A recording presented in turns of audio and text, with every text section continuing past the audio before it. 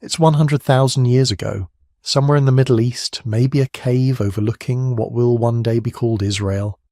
The sun is setting, painting the limestone cliffs in shades of amber and rust, and there's a person kneeling beside a hole in the ground. Not just any hole.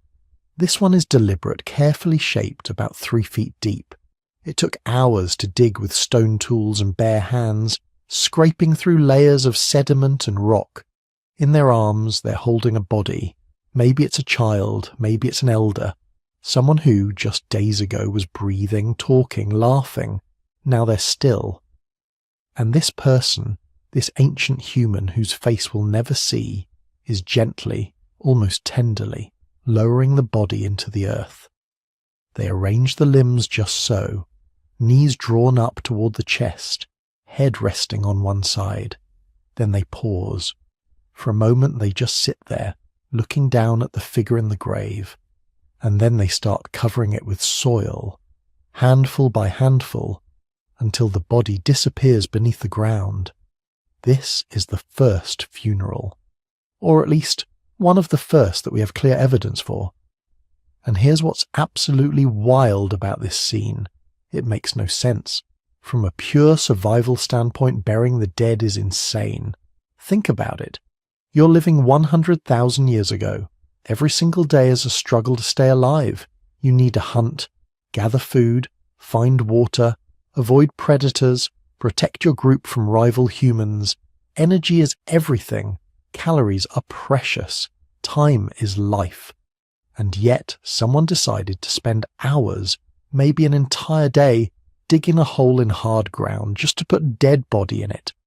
A body that can't help the tribe anymore, can't hunt, can't gather, can't reproduce, can't contribute, just dead weight, literally. The rational thing would be to leave it, walk away, let scavengers take care of it, focus on the living, but they didn't do that. Instead, they dug, they carried, they arranged, they covered, they created the first grave. Why? What possible reason could early humans have for wasting precious energy on the dead? And more importantly, what does that choice tell us about when we stopped being just another animal and became something else? Something that would eventually build civilizations, write poetry, and wonder about the stars? If you're using this to fall asleep, perfect. That's exactly why I make these. Subscribe if you want and drop a comment telling me where you are and what time it is right now. I love seeing Tokyo at dawn, Texas at midnight, all these different moments happening at once while we're all thinking about the same ancient mysteries. See, burial isn't just about disposing of bodies. Every animal dies, but almost no animals bury their dead. Elephants sometimes stay with their deceased for a while. Some primates show behaviors that look like mourning. But deliberate burial, creating a grave, covering it, sometimes even marking it, that's almost exclusively human. And the question of when it started is really the question of when we became us. Because burial requires something most animals don't have. It requires the ability to imagine. You have to imagine that this dead person matters even though they're gone.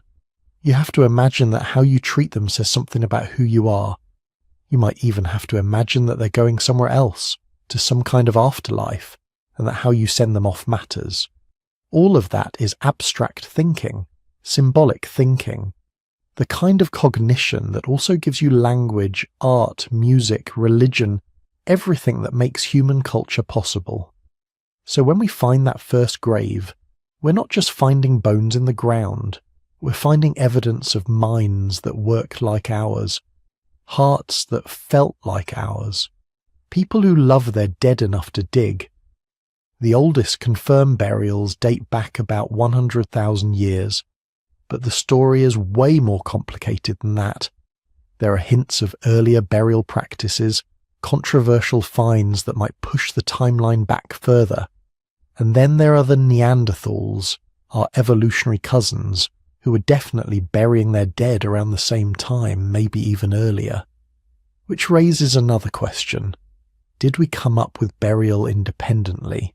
Or is it something even more ancient, inherited from a common ancestor? Tonight, we're going to dig into all of it. The archaeological evidence, the theories about why burial started, the haunting details of ancient graves, the moment when humans began to care for the dead in ways that can still make us weep 100,000 years later.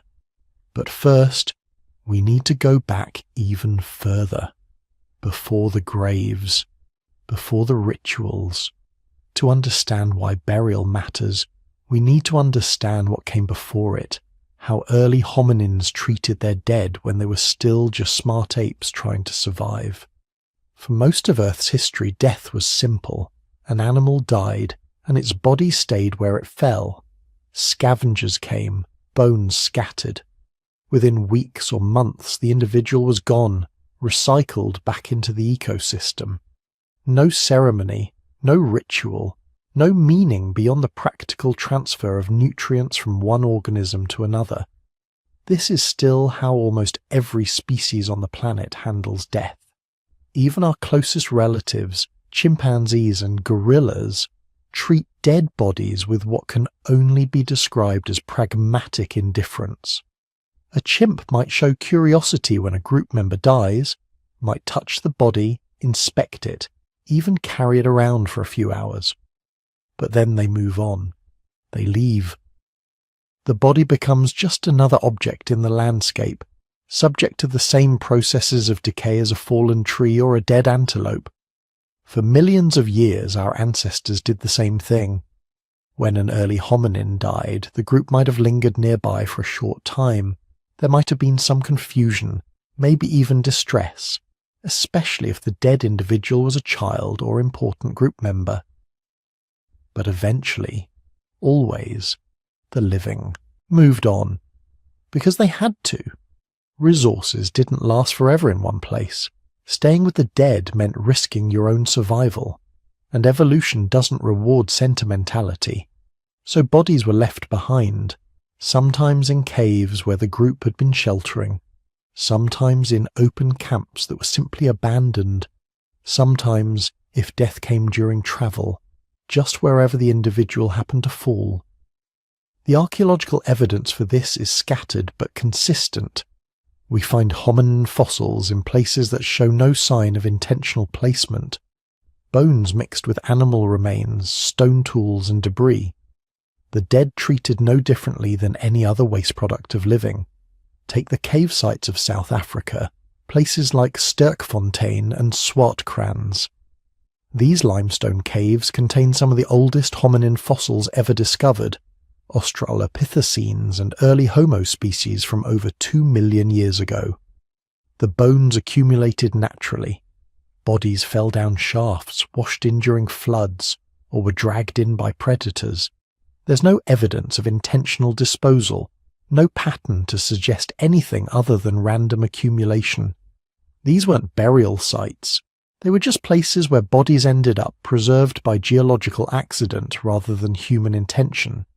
Even as hominins got smarter, developed better tools, learned to control fire, they still seem to treat death with that same practical indifference.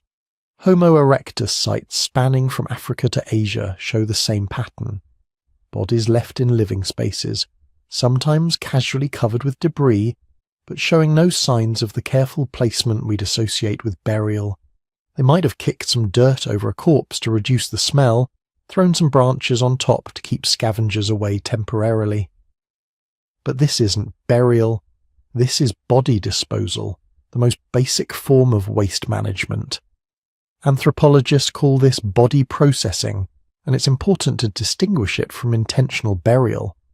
Processing is purely practical. You have a dead body that's starting to smell and attract predators. Moving the entire camp is exhausting. So instead you do something quick to reduce the immediate problem. You might drag the body to the edge of the camp, cover it partially with stones or dirt, maybe push it into a natural depression or existing hole. The goal isn't respect or ritual. The goal is solving a sanitation problem with minimum effort. This is probably what most early hominins did for hundreds of thousands of years, and we'd expect little archaeological evidence because body processing doesn't create the kind of distinctive patterns that preserve in the fossil record. A body dragged to a gully and left isn't likely to fossilize. A corpse covered with loose dirt will probably be disturbed by scavengers before burial can properly occur. Only bodies that ended up in truly exceptional preservation conditions, places like deep caves or rapid sediment deposits, would survive for us to find. But then there's Cima de los Huesos. And this is where things get weird. Cima de los Huesos means pit of bones in Spanish, and it's exactly what it sounds like. Deep in the Atapuerca Mountains of northern Spain, at the bottom of a 13-metre vertical shaft, archaeologists discovered the remains of at least 28 individual hominins. Not modern humans. These were earlier, something between Homo heidelbergensis and early Neanderthals, and they died around 430,000 years ago. Now, finding hominin bones in a cave isn't unusual, but finding this many individuals in such a specific location, that's strange. The shaft is narrow, dark, difficult to access. It's not a place where people would naturally live or where predators would drag prey. And yet somehow, over what might have been decades or centuries, the bodies of nearly 30 individuals ended up at the bottom of this pit. The question that's haunted archaeologists for decades is simple. How did they get there? Theory 1. It was a natural death trap. People accidentally fell down the shaft, got injured or killed, and their bodies accumulated over time.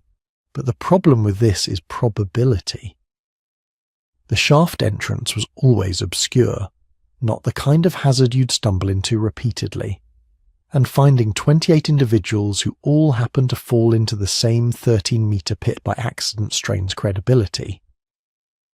If it was that dangerous, wouldn't the local population learn to avoid it? Theory 2. Predators did it. Cave bears or other large carnivores dragged bodies into the cave system, and they eventually ended up at the bottom of the shaft. But the bones show no evidence of carnivore damage, no gnaw marks, no characteristic patterns of predator accumulation. These bodies weren't scavenged before they ended up in the pit. They went in fresh, or mostly fresh. Theory 3, and this is where it gets really interesting, someone put them there, deliberately, intentionally. The living carrying the dead to this specific shaft and dropping them down, again and again, over years, maybe generations.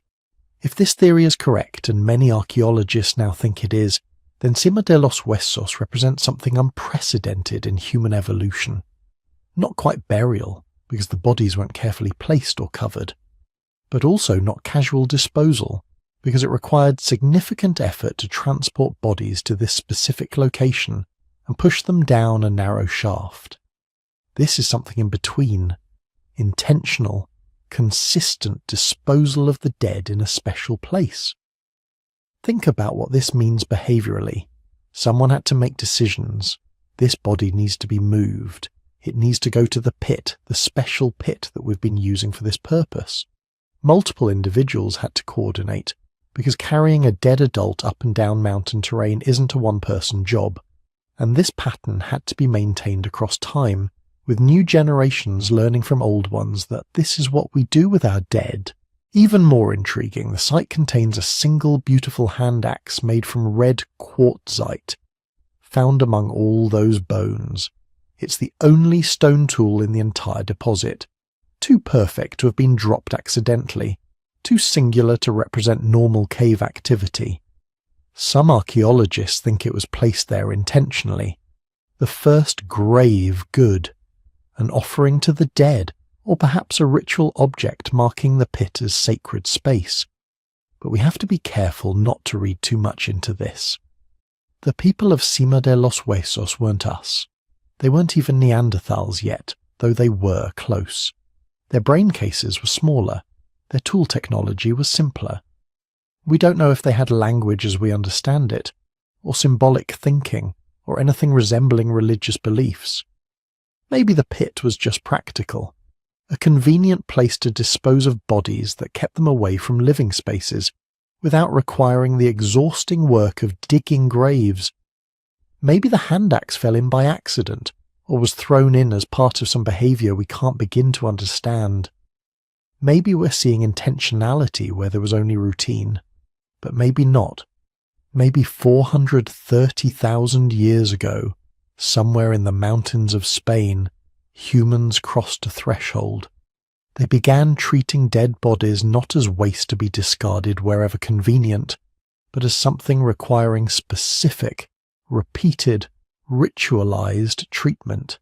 They weren't burying their dead yet, but they were doing something that required memory, tradition, coordination, something that suggests they understood death as meaningful in a way their ancestors never had.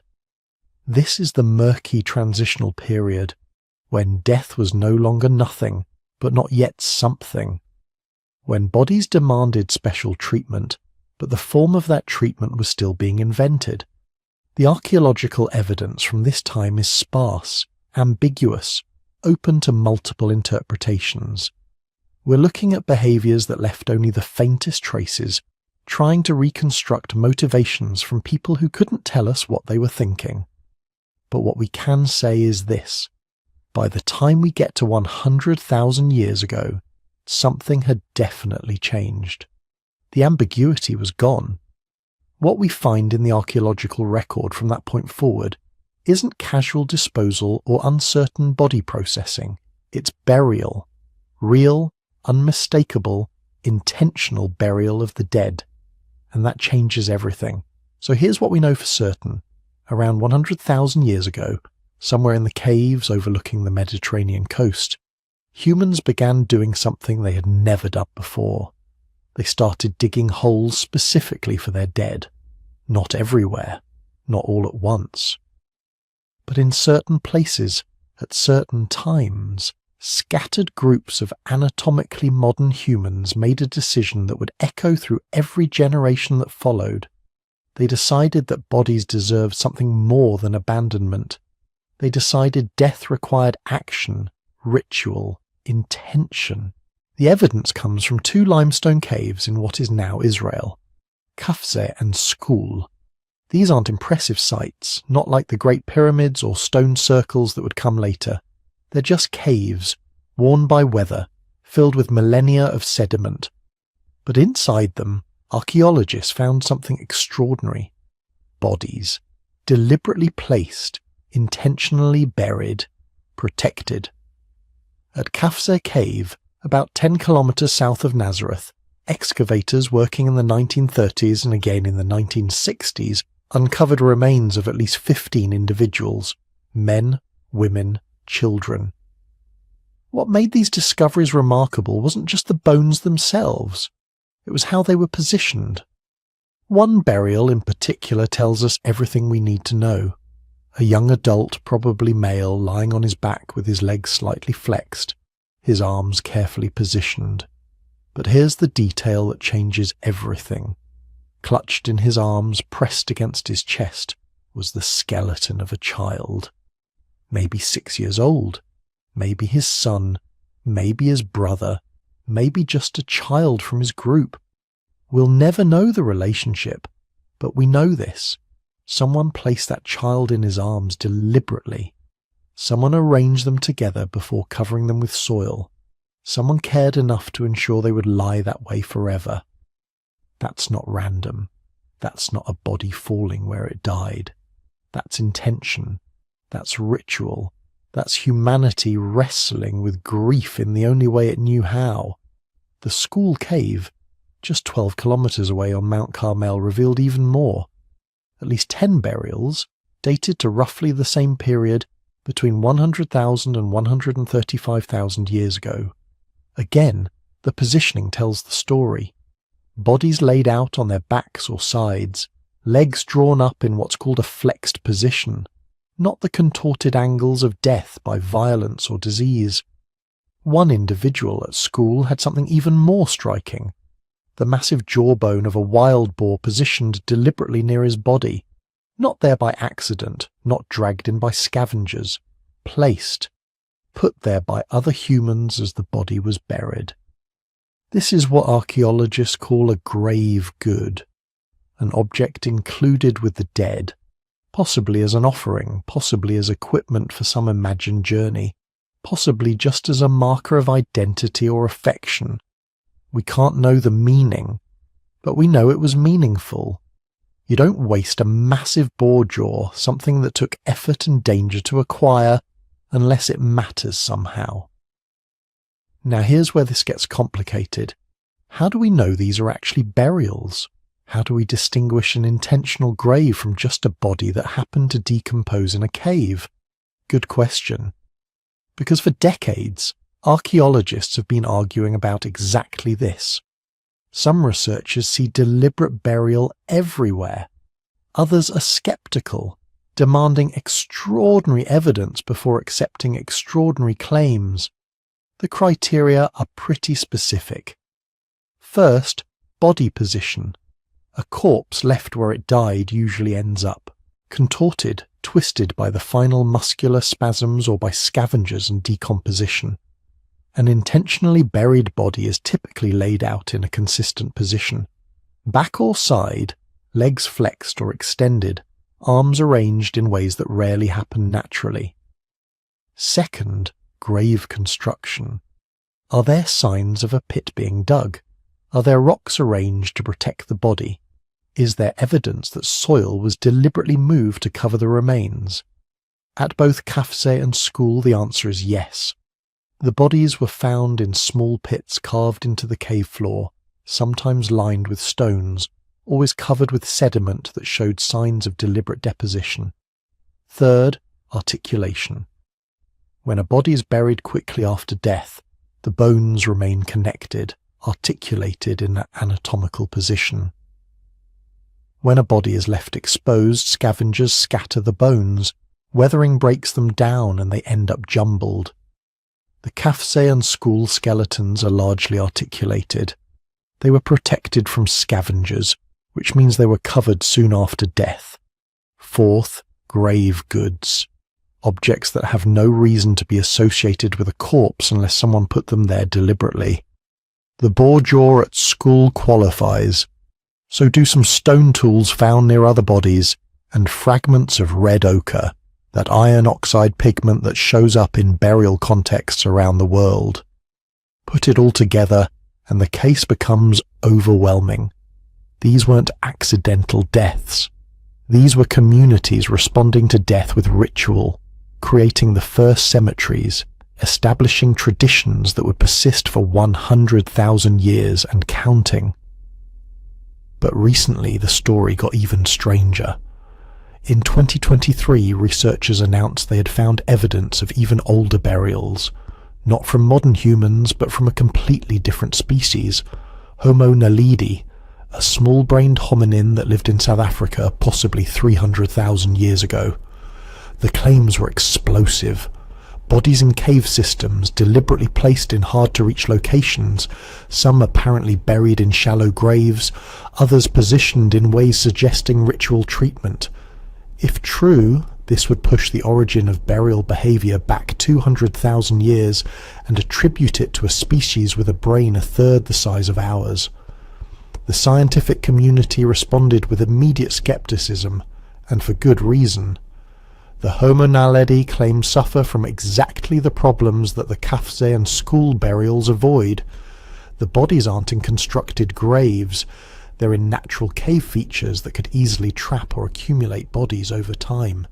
The positioning isn't clearly intentional.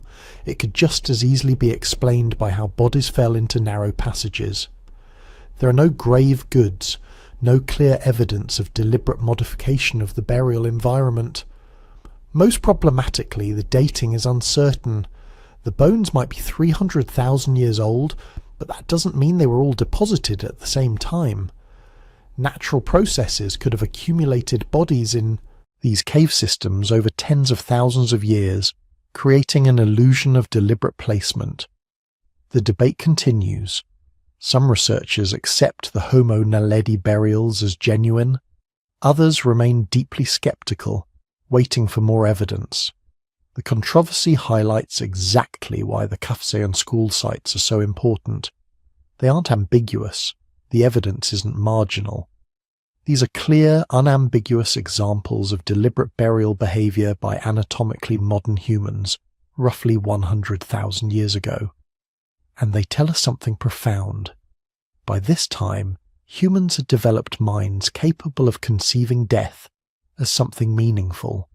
Not just the absence of life, not just a body that stops moving, but something that required response, that demanded ritual, that connected the living to something beyond immediate survival. Think about what this means. These people were still living in small groups, probably no more than 20 or 30 individuals.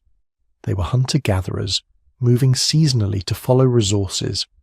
Life was hard, mortality was high, and every day was a struggle against hunger, disease, predators, and environmental challenges. But when someone died, they stopped. They dug a grave. They positioned the body carefully. They included objects that mattered. They covered everything with soil and stones. Then they moved on, but they remembered. They must have remembered, because they kept doing it, generation after generation, creating a tradition that would spread across the world. The Kafse and school burials represent a threshold.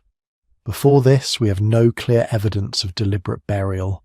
After this, we see it everywhere humans go, into Europe with Neanderthals, across Asia with both modern humans and Denisovans, eventually to Australia, the Americas, every corner of the globe. Something fundamental changed in human consciousness around 100,000 years ago. We became the species that buries its dead, the species that treats death as significant, the species that creates rituals to manage grief and maintain connections across the boundary between life and whatever comes after.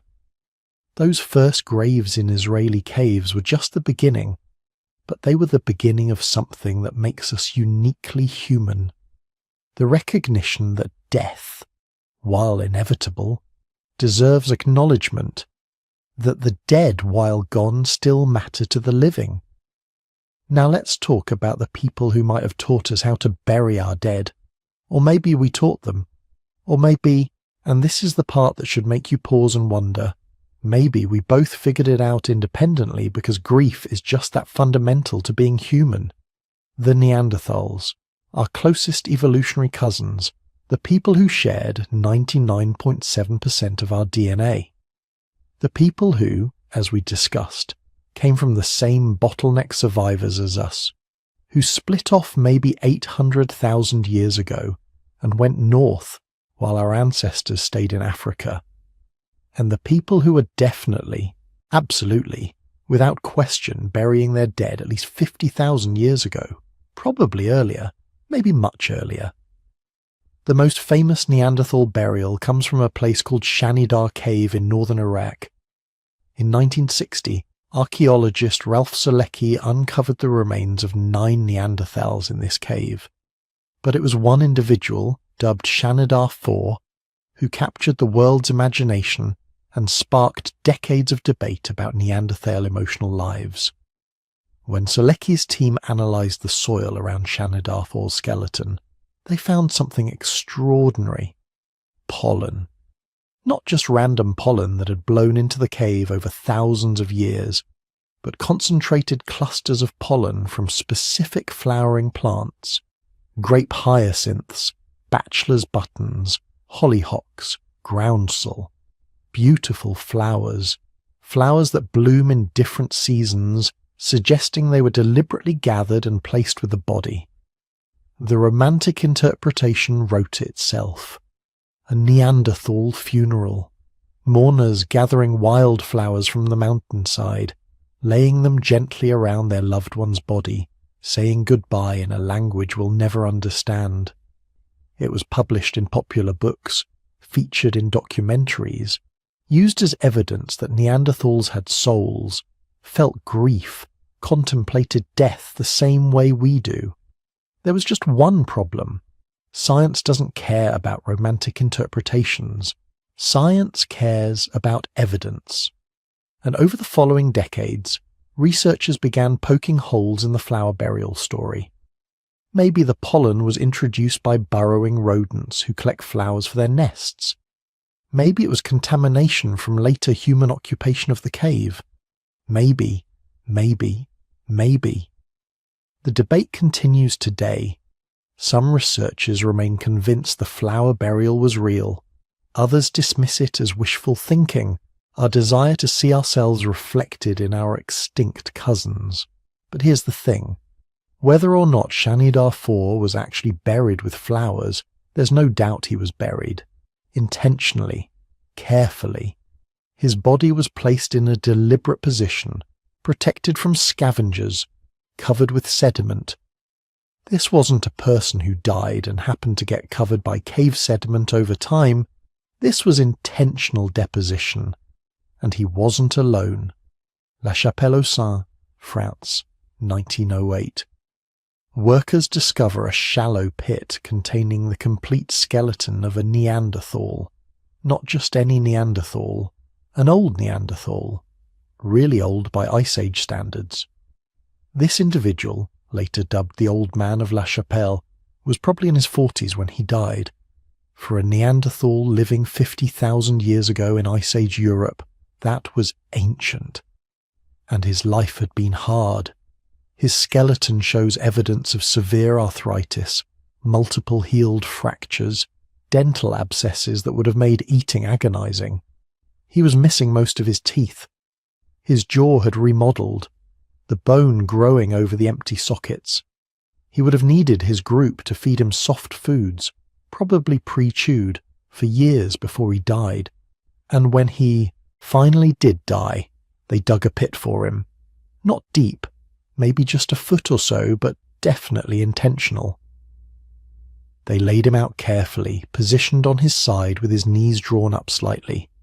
They placed animal bones around him, possibly joints of meat. Then they covered him with earth. This wasn't random. This wasn't just dumping a body somewhere convenient. This was effort, time, resources, all spent on someone who was already dead, who couldn't benefit from the labour, who couldn't reciprocate the care. Why do that? Why would Neanderthals living in harsh Ice Age conditions, where every calorie mattered and every hour of labour was precious, spend time and energy burying their dead? The sceptical answer goes like this. It was practical. Bodies attract scavengers, hyenas, wolves, bears, all eager for an easy meal. A rotting corpse near your living space is a health hazard, attracting predators and spreading disease. Burying the dead isn't spiritual, it's sanitary, like taking out the trash. This explanation has merit. It's parsimonious, as scientists like to say. It requires the fewest assumptions. Neanderthals were smart, practical people. Of course, they'd figure out that burial was the most efficient way to dispose of bodies that would otherwise cause problems. But then you look at the details, the body positions, the grave goods, the locations, and the practical explanation starts feeling insufficient. Take a Mood cave in Israel, a Neanderthal infant, maybe 10 months old, carefully buried with the upper jaw of a red deer placed on its pelvis. Why? If you're just disposing of a body to prevent scavenger problems, why add deer remains? Why position them so precisely? Or consider the Dedria cave in Syria. 2 Neanderthal children, one about 2 years old, the other just an infant. Both buried in deliberate positions. The 2-year-old had a flat limestone slab placed over its heart. Again, why? If burial is purely practical, why the additional ritualistic elements? The counter-argument is that we're seeing patterns that aren't there, that these supposed grave goods are just random objects that happen to be near the bodies, that we're projecting our own burial customs onto Neanderthals who are simply being hygienic. But Neanderthal burials keep showing up. La Ferracie in France has 7 Neanderthal burials, including several children. Kibara Cave in Israel has a nearly complete Neanderthal skeleton in a clear burial pit. Teshik Tash in Uzbekistan has a child's burial surrounded by goat horns arranged in pairs. That's not random. That's patterned behaviour, repeated behaviour, cultural behaviour. And then there's the cognitive question. To bury your dead intentionally, you need certain mental capacities. You need to understand that the body in front of you, this collection of meat and bone that's no longer moving or responding, was once a person. You need to conceive of past and future, to remember who they were and understand they won't be anymore. You need, in other words, theory of mind. The ability to recognize that other individuals have their own thoughts, feelings and experiences separate from your own. And more than that, you need to recognize that those thoughts and feelings can end. That death is something meaningful, not just the absence of movement, but the cessation of being. That's sophisticated cognition. That's the kind of abstract thinking that requires significant neural development. And if Neanderthals had it, and all the evidence suggests they did, then they weren't that different from us cognitively. Their brains worked fundamentally like ours, which raises uncomfortable questions for anyone who wants to maintain a clear line between humans and everyone else. If Neanderthals understood death, grieved their dead, performed burial rituals, what does that say about human uniqueness? Maybe the answer is that there is no clear line, that the bottleneck survivors who became Neanderthals and the bottleneck survivors who became modern humans both carried the same basic cognitive toolkit, that both groups independently developed similar responses to death, because those responses emerged naturally from the kind of intelligence the bottleneck selected for. Or maybe, and this is speculation but intriguing speculation, maybe one group learned from the other. We know modern humans and Neanderthals interbred when our ancestors left Africa around 60,000 years ago. We know they lived in overlapping territories, competed for resources, probably traded goods and technologies. What if they also shared ideas? What if a Neanderthal band saw modern humans burying their dead with flowers and ochre, recognized the value in the ritual and adopted it themselves, or vice versa? What if the earliest burial traditions spread not through genes but through cultural transmission, ideas jumping from one human species to another? We'll probably never know for certain, but what we do know is that by 50,000 years ago, Neanderthals were definitely burying their dead in ways that suggest emotional and cognitive complexity. They were caring for their elderly, their disabled, their children. They were marking graves, possibly conducting ceremonies, definitely spending time and resources on activities that served no immediate survival function. That speaks to something profound. It suggests that Neanderthals had rich emotional lives, that they formed deep attachments to their group members, that they experienced grief when those bonds were severed by death, and that they developed cultural practices to help process that grief. In other words, they were human. Not in the strict taxonomic sense, they were Homo neanderthalensis while we're Homo sapiens, but in the deeper sense, in the sense that matters when we ask what makes us different from other animals. They thought abstractly, they created culture, they contemplated mortality, they mourned, and then, about 40,000 years ago, they vanished. The last Neanderthals died out, possibly absorbed into modern human populations through interbreeding, possibly outcompeted for resources, possibly just unlucky when climate conditions shifted again. But before they disappeared, they left us one final gift.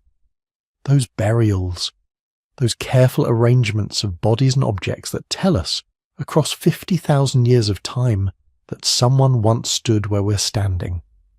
Someone once looked at death and tried to make sense of it. Someone once felt grief so powerful they couldn't just walk away from the body. They had to do something, create some meaning, perform some ritual. They had to bury their dead. And in doing so, they showed us what we have in common. Not just genes, though we share those too, but something deeper. They need to mark death as significant, to treat the dead as deserving of care even when care can no longer benefit them, to create ceremony around the moment when life becomes absence. That impulse, that need, might be the most human thing about us, and the Neanderthals had it too. So here's the question that should keep you awake, except we're trying to help you sleep, so maybe just let it drift through your mind as you relax. Why did they do it? Why did those early humans and Neanderthals start digging holes and placing their dead inside them? It's not obvious. Burial is hard work. If you've ever dug a hole big enough for a human body using only stone tools and maybe wooden sticks, well, you haven't, because nobody does that anymore. But trust me, it would take hours, maybe days. You're talking about moving hundreds of pounds of earth and rock. Your hands would blister, your back would ache, and all the while you're doing this purely physical, exhausting labour for someone who can't benefit from it anymore. So why bother? For most of human prehistory, we didn't. Our ancestors just left bodies where they fell, or maybe dragged them away from living areas. Natural processes took care of the rest. Scavengers, decomposition, the endless recycling of organic matter that keeps ecosystems functioning. It's efficient, requires no effort, and from a pure survival standpoint makes perfect sense. But then something changed. Around 100,000 years ago, maybe earlier, humans started doing something that made no practical sense whatsoever. They started burying their dead, and once they started, they never stopped. Every human culture we've ever discovered practices some form of intentional disposal of the dead. That's not a coincidence. That's evidence that burial serves some fundamental human need. But what need, exactly? Let's start with the practical theory, because early humans were nothing if not practical. Maybe burial wasn't about emotion or ritual at all. Maybe it was about hygiene and safety. Think about it from their perspective. You're living in a small camp, maybe 20 or 30 people, in a region with lions, hyenas, leopards, and every other carnivore evolution could dream up. Someone dies. If you just leave the body near your camp, what happens? The smell comes first. Human decomposition in warm climates is not subtle. Within days, the odour would be overwhelming, attracting every scavenger for miles around. Predators follow the smell, find your camp, and suddenly you've got leopards prowling around at night where your children sleep, hyenas digging through your living space, vultures circling overhead, advertising to every predator in the region that there's food here. From this perspective, burial makes perfect sense. Dig a hole, put the body in it, cover it with enough earth to contain the smell, and keep scavengers from easily accessing it. Problem solved. Camp stays safe. Predators stay away. Everyone survives another season. The archaeological evidence actually supports this theory to some extent. Many early graves are relatively shallow, just deep enough to cover the body and pile stones on top. Not elaborate ritual sites, but functional solutions to a practical problem. Some researchers have argued that burial might have started as nothing more than prehistoric waste management. But that doesn't explain everything. Because if it was purely practical, we'd expect to see bodies just dumped in holes, covered quickly, forgotten immediately. Instead, we see care. Bodies positioned deliberately, sometimes with their hands arranged in specific ways, stones carefully placed, time and effort invested far beyond what hygiene alone would require. This brings us to the emotional theory. Maybe they buried their dead because they couldn't bear not to. Think about what grief feels like. Someone you love dies, and every instinct in your body screams that this is wrong, that they should still be here, that you should do something. Now imagine that person is lying on the ground a few feet from where you sleep. Every day you see them, or what's left of them. Every day you're confronted with their absence made physical. For early humans who likely lived in tight-knit family groups where everyone knew everyone else intimately, the emotional pain of losing someone must have been devastating.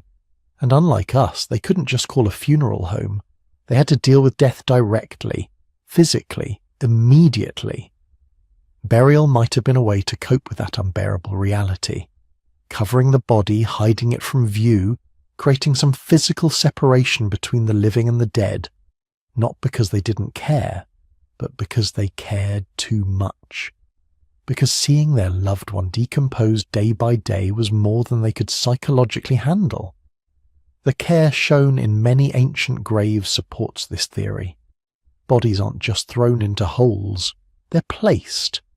Sometimes they're positioned as if sleeping, knees drawn up, hands near the face. Sometimes they're oriented in specific directions, toward the sunrise or particular landmarks. This is the behavior of people who are trying to make their dead comfortable, even though rationally they must have known the dead feel nothing. That's grief. That's love. That's the inability to fully accept that someone who was once alive and warm and speaking is now just organic matter returning to the earth. But humans are social creatures, and death isn't just an individual loss, it's a social crisis. This brings us to the social theory of burial. When someone dies in a small group, especially someone important, a skilled hunter, an elder with knowledge, a parent with children, their loss creates a hole in the social fabric. The group has to reorganize, redistribute roles, figure out how to survive without that person's contributions. Burial might have served as a social ritual that helped groups process this loss collectively.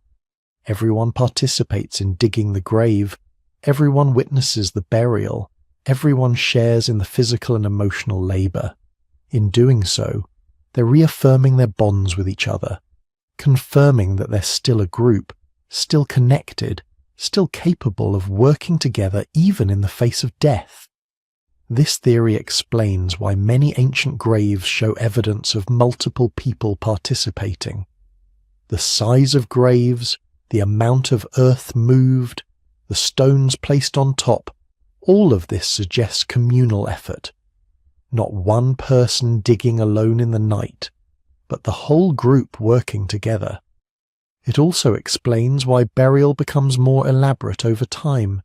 As human groups grew larger and more complex, burial rituals became opportunities to demonstrate social cohesion, to show neighbouring groups that we take care of our own, to maintain traditions that connected living generations to their ancestors.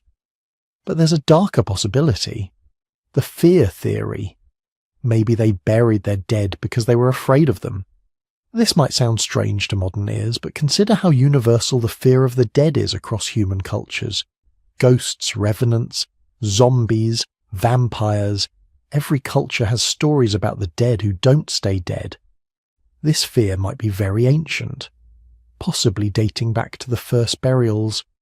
Early humans probably didn't understand death the way we do. They couldn't know that the brain stops functioning, that consciousness simply ends. All they knew was that people who had been moving and thinking and talking suddenly weren't anymore. But their bodies were still there, still recognizable, still looking like they might suddenly open their eyes and sit up. In some early graves, archaeologists have found bodies weighted down with particularly heavy stones, or buried face down, or with their limbs bound. These aren't gestures of affection. These are precautions, ways to make sure that if the dead somehow did try to return, they'd have a hard time getting out. Maybe burial started partly as a way to contain the dead, to keep them in the ground where they belonged, to prevent them from walking back into camp and causing harm. It sounds superstitious, but remember, these were people who didn't have germ theory or medical science. They didn't know what caused disease, why people sometimes seemed healthy one day and dead the next. Maybe they thought death was contagious in some spiritual sense, that the dead could somehow spread their deadness to the living. There's another theory that's gained traction recently, the property theory. Maybe burial was about claiming land. Think about it from a territorial perspective. You're part of a small group trying to maintain control over a particular region, a valley with good water, a stretch of coastline with reliable shellfish beds, a forest with abundant game. Other groups want the same resources. How do you prove the land is yours? You bury your ancestors in it. You create permanent markers that say, "My people have been here for generations." The graves become proof of ancestral claims, physical evidence that this territory belongs to your lineage. When neighbouring groups challenge your right to be there, you can point to the graves and say, "My grandmother is buried here, and her mother before her." That's a powerful argument in societies where lineage and ancestry determine social standing. This theory explains why many later prehistoric cultures created increasingly elaborate burial sites. Not just simple graves, but cairns, barrows, megalithic tombs. Permanent monuments that could be seen from a distance, that would last for generations, that proclaimed in stone and earth, "This land is ours because our dead are here." But perhaps the most profound theory is the simplest. The consciousness theory. Maybe burial is evidence that early humans understood something fundamental about existence. They understood that they were going to die. This might be the most distinctly human realization possible. Most animals don't seem to grasp their own mortality. They fear immediate threats, they flee from danger, but they don't lie awake at night contemplating the inevitable end of their own existence. Humans do. We always have. Burial might be the archaeological signature of this awful, wonderful realization. The moment when some early human stood over a dead companion and thought, "This will happen to me too someday." And instead of just walking away from that terrifying knowledge, instead of repressing it or ignoring it, they decided to do something about it. They decided to treat death with ceremony, to mark the transition from life to non-life, to acknowledge that something profound had happened. In this sense, burial isn't primarily about hygiene or social cohesion or territorial claims. It's about confronting mortality, accepting it, and creating meaning around it. It's the moment when humans became capable of thinking about death abstractly, not just as something that happens to others, but as a universal fate that awaits everyone, including themselves. And once you understand your own mortality, everything changes. You start thinking about legacy, about what happens after you're gone, about whether your life had meaning. You start creating culture specifically designed to outlast individual lifetimes, traditions and stories and burial practices that connect the living to the dead and to the not yet born. The truth is, we'll never know for certain why the first humans started burying their dead. It probably wasn't just one reason, but all of these reasons working together. Practical concerns about hygiene, emotional needs around grief, social functions around group cohesion, supernatural fears about death and the dead, territorial claims about land ownership, and philosophical wrestling with mortality itself. But what we do know is that once burial started, it became universal. Every human culture, no matter how isolated or how different in other respects, developed some form of intentional treatment of the dead.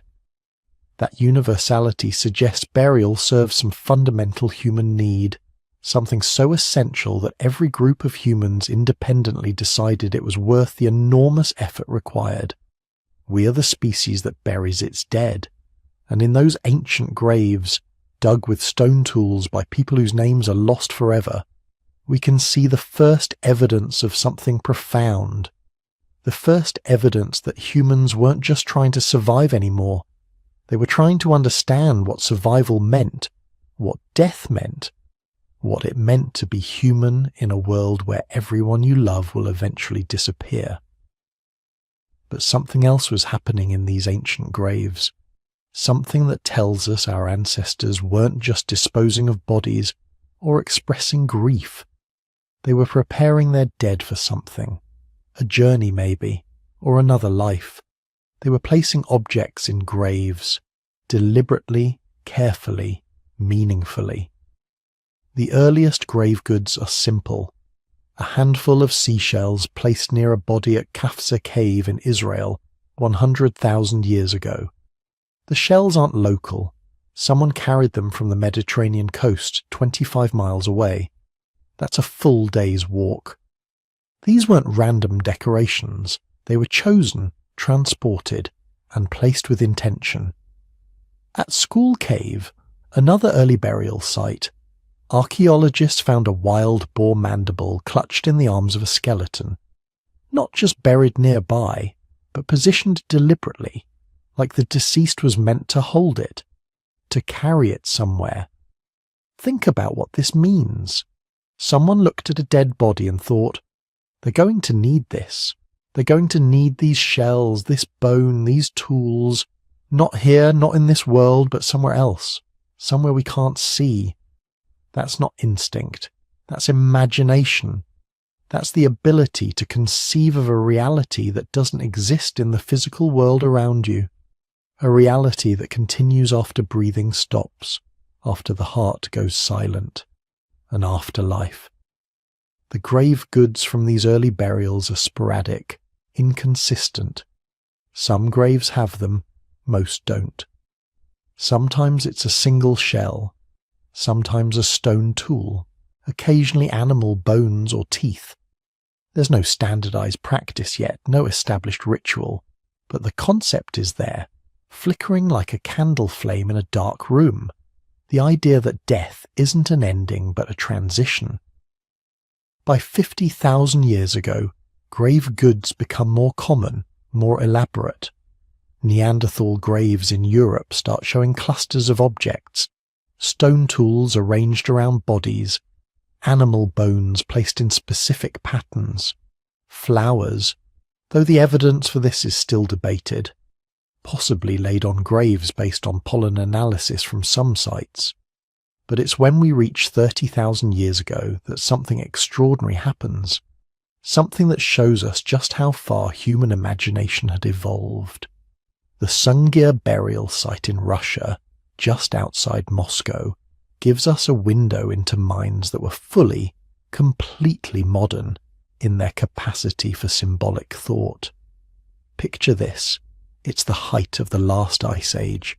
Europe is a frozen wasteland for much of the year. Survival requires everything you have, every ounce of energy, every resource your group can gather. Food is scarce. Making clothing warm enough to survive winter takes months of work. Every tool, every weapon, every useful object is precious because it might mean the difference between surviving and freezing to death. And then someone in your group dies, maybe several people, and your community makes a decision.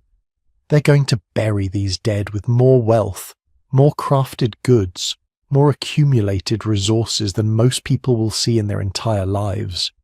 The Sungir graves contain the bodies of an adult man and 2 children, probably adolescents, buried in a single elaborate ceremony. The man's grave alone contained nearly 3,000 ivory beads, not found as raw ivory, but carved, shaped, polished beads that would have taken thousands of hours to create. Based on experimental archaeology, each bead would require about 45 minutes to manufacture. Do the math. That's over 2,000 hours of skilled labour, more than a year of full-time work by an expert craftsperson. The children's graves are even more spectacular. The 2 adolescents, buried head to head, were covered with more than 10,000 ivory beads between them. They wore ivory pins, bracelets, and pendants. One child had a beautifully carved ivory spear, over 6 feet long, made from a straightened mammoth tusk. Another engineering marvel that would have required incredible skill and patience to create. They were wearing clothing entirely sewn with ivory beads. We know this because the beads were found in patterns that match garments, shirts, trousers, shoes, all decorated with ivory. When they were placed in the ground, they were dressed like royalty, like gods. But here's what makes this really profound.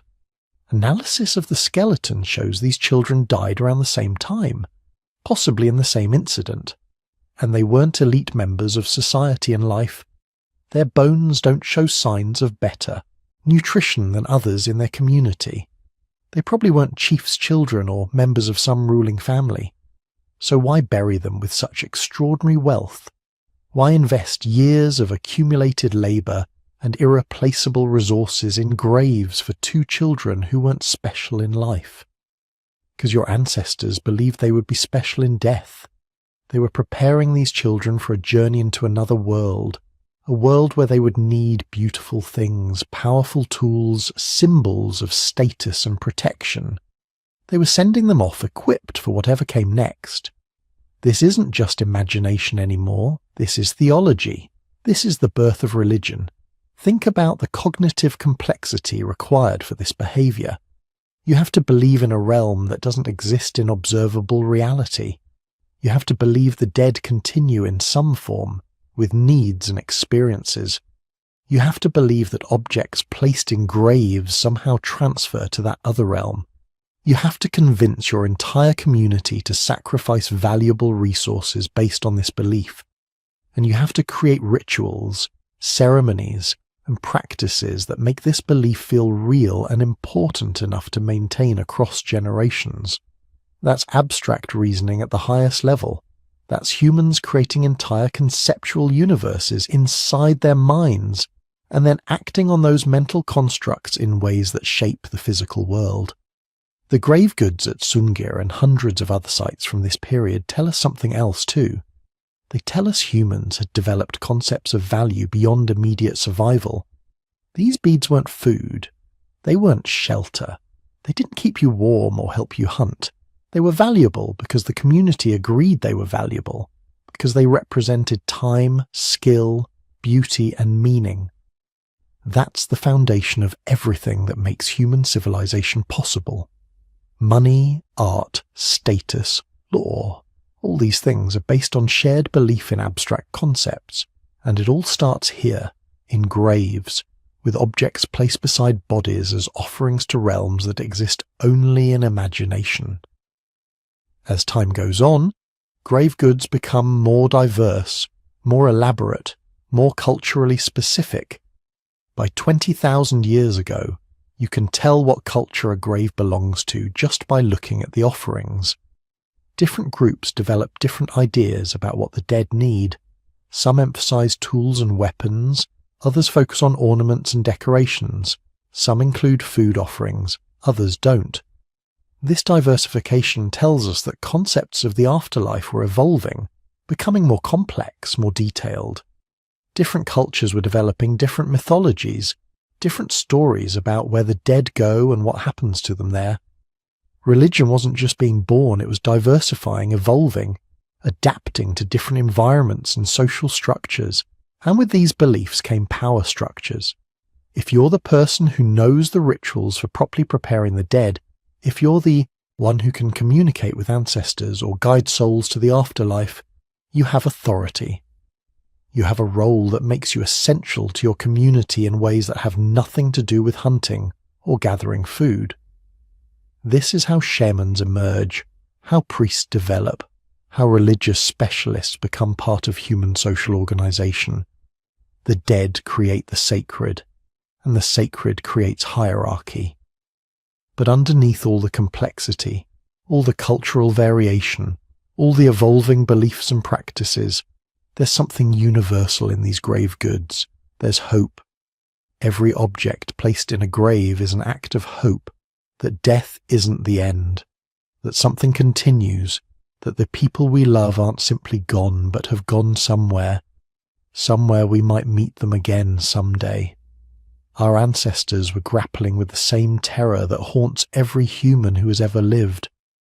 The terror of mortality, of permanent loss, of the absolute finality of death. And they were doing what humans do best. They were imagining a solution. They were creating meaning where the universe offered none. Those shells at Kafze, carried 25 miles to be placed with a body, they're not just archaeological artifacts, they're evidence of love. Evidence that 100,000 years ago someone couldn't bear the thought that death was truly the end. So they gave their dead something beautiful, something to carry into whatever came next. We still do this today. We still place flowers on graves, still bury people with wedding rings and photographs and objects that mattered to them in life. We're still preparing our dead for journeys we can't see, to places we can only imagine.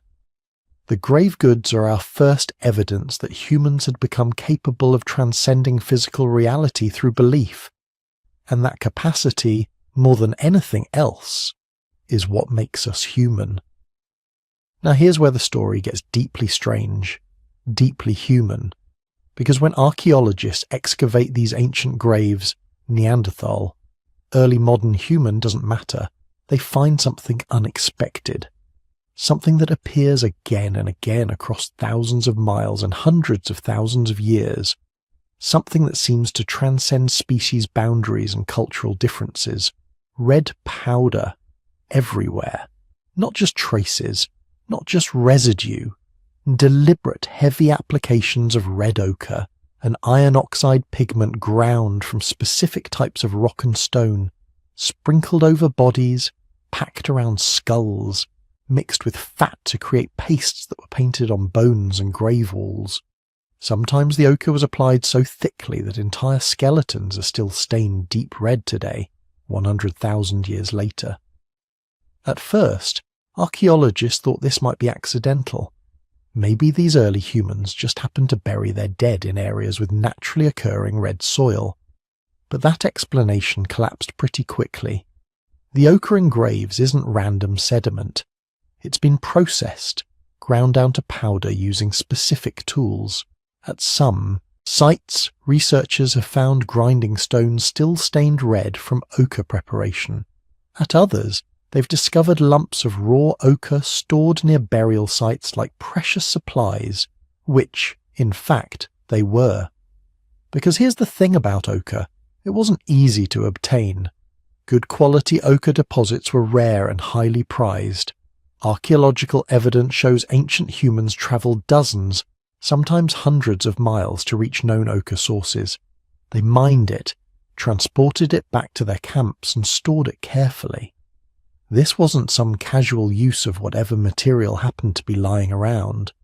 This was intentional, systematic, important. The oldest evidence of ochre use in burial context comes from School Cave in Israel, around 100,000 years ago. Early modern humans there were burying their dead with carefully prepared ochre powder scattered over the bodies, but they weren't alone. Neanderthal burials from roughly the same period show identical practices. Cave sites in France, Spain, Iraq all show Neanderthal graves with ochre staining. Even more remarkably, when modern humans began spreading out of Africa around 60,000 years ago, they carried the ochre tradition with them. Everywhere they went, Australia, Europe, Asia, the Americas, they brought red pigment to their graves.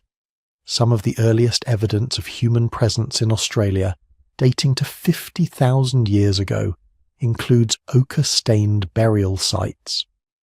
When the first humans crossed into the Americas around 15,000 years ago, they were still painting their dead red. This is one of the most widespread, persistent cultural practices in human history. More universal than any language, any religion, any social structure. For over 100,000 years across every inhabited continent, humans associated red pigment with death and burial. Why? The most obvious answer is blood. Red ochre looks like dried blood. It has the same deep crimson colour, the same powdery texture when dried.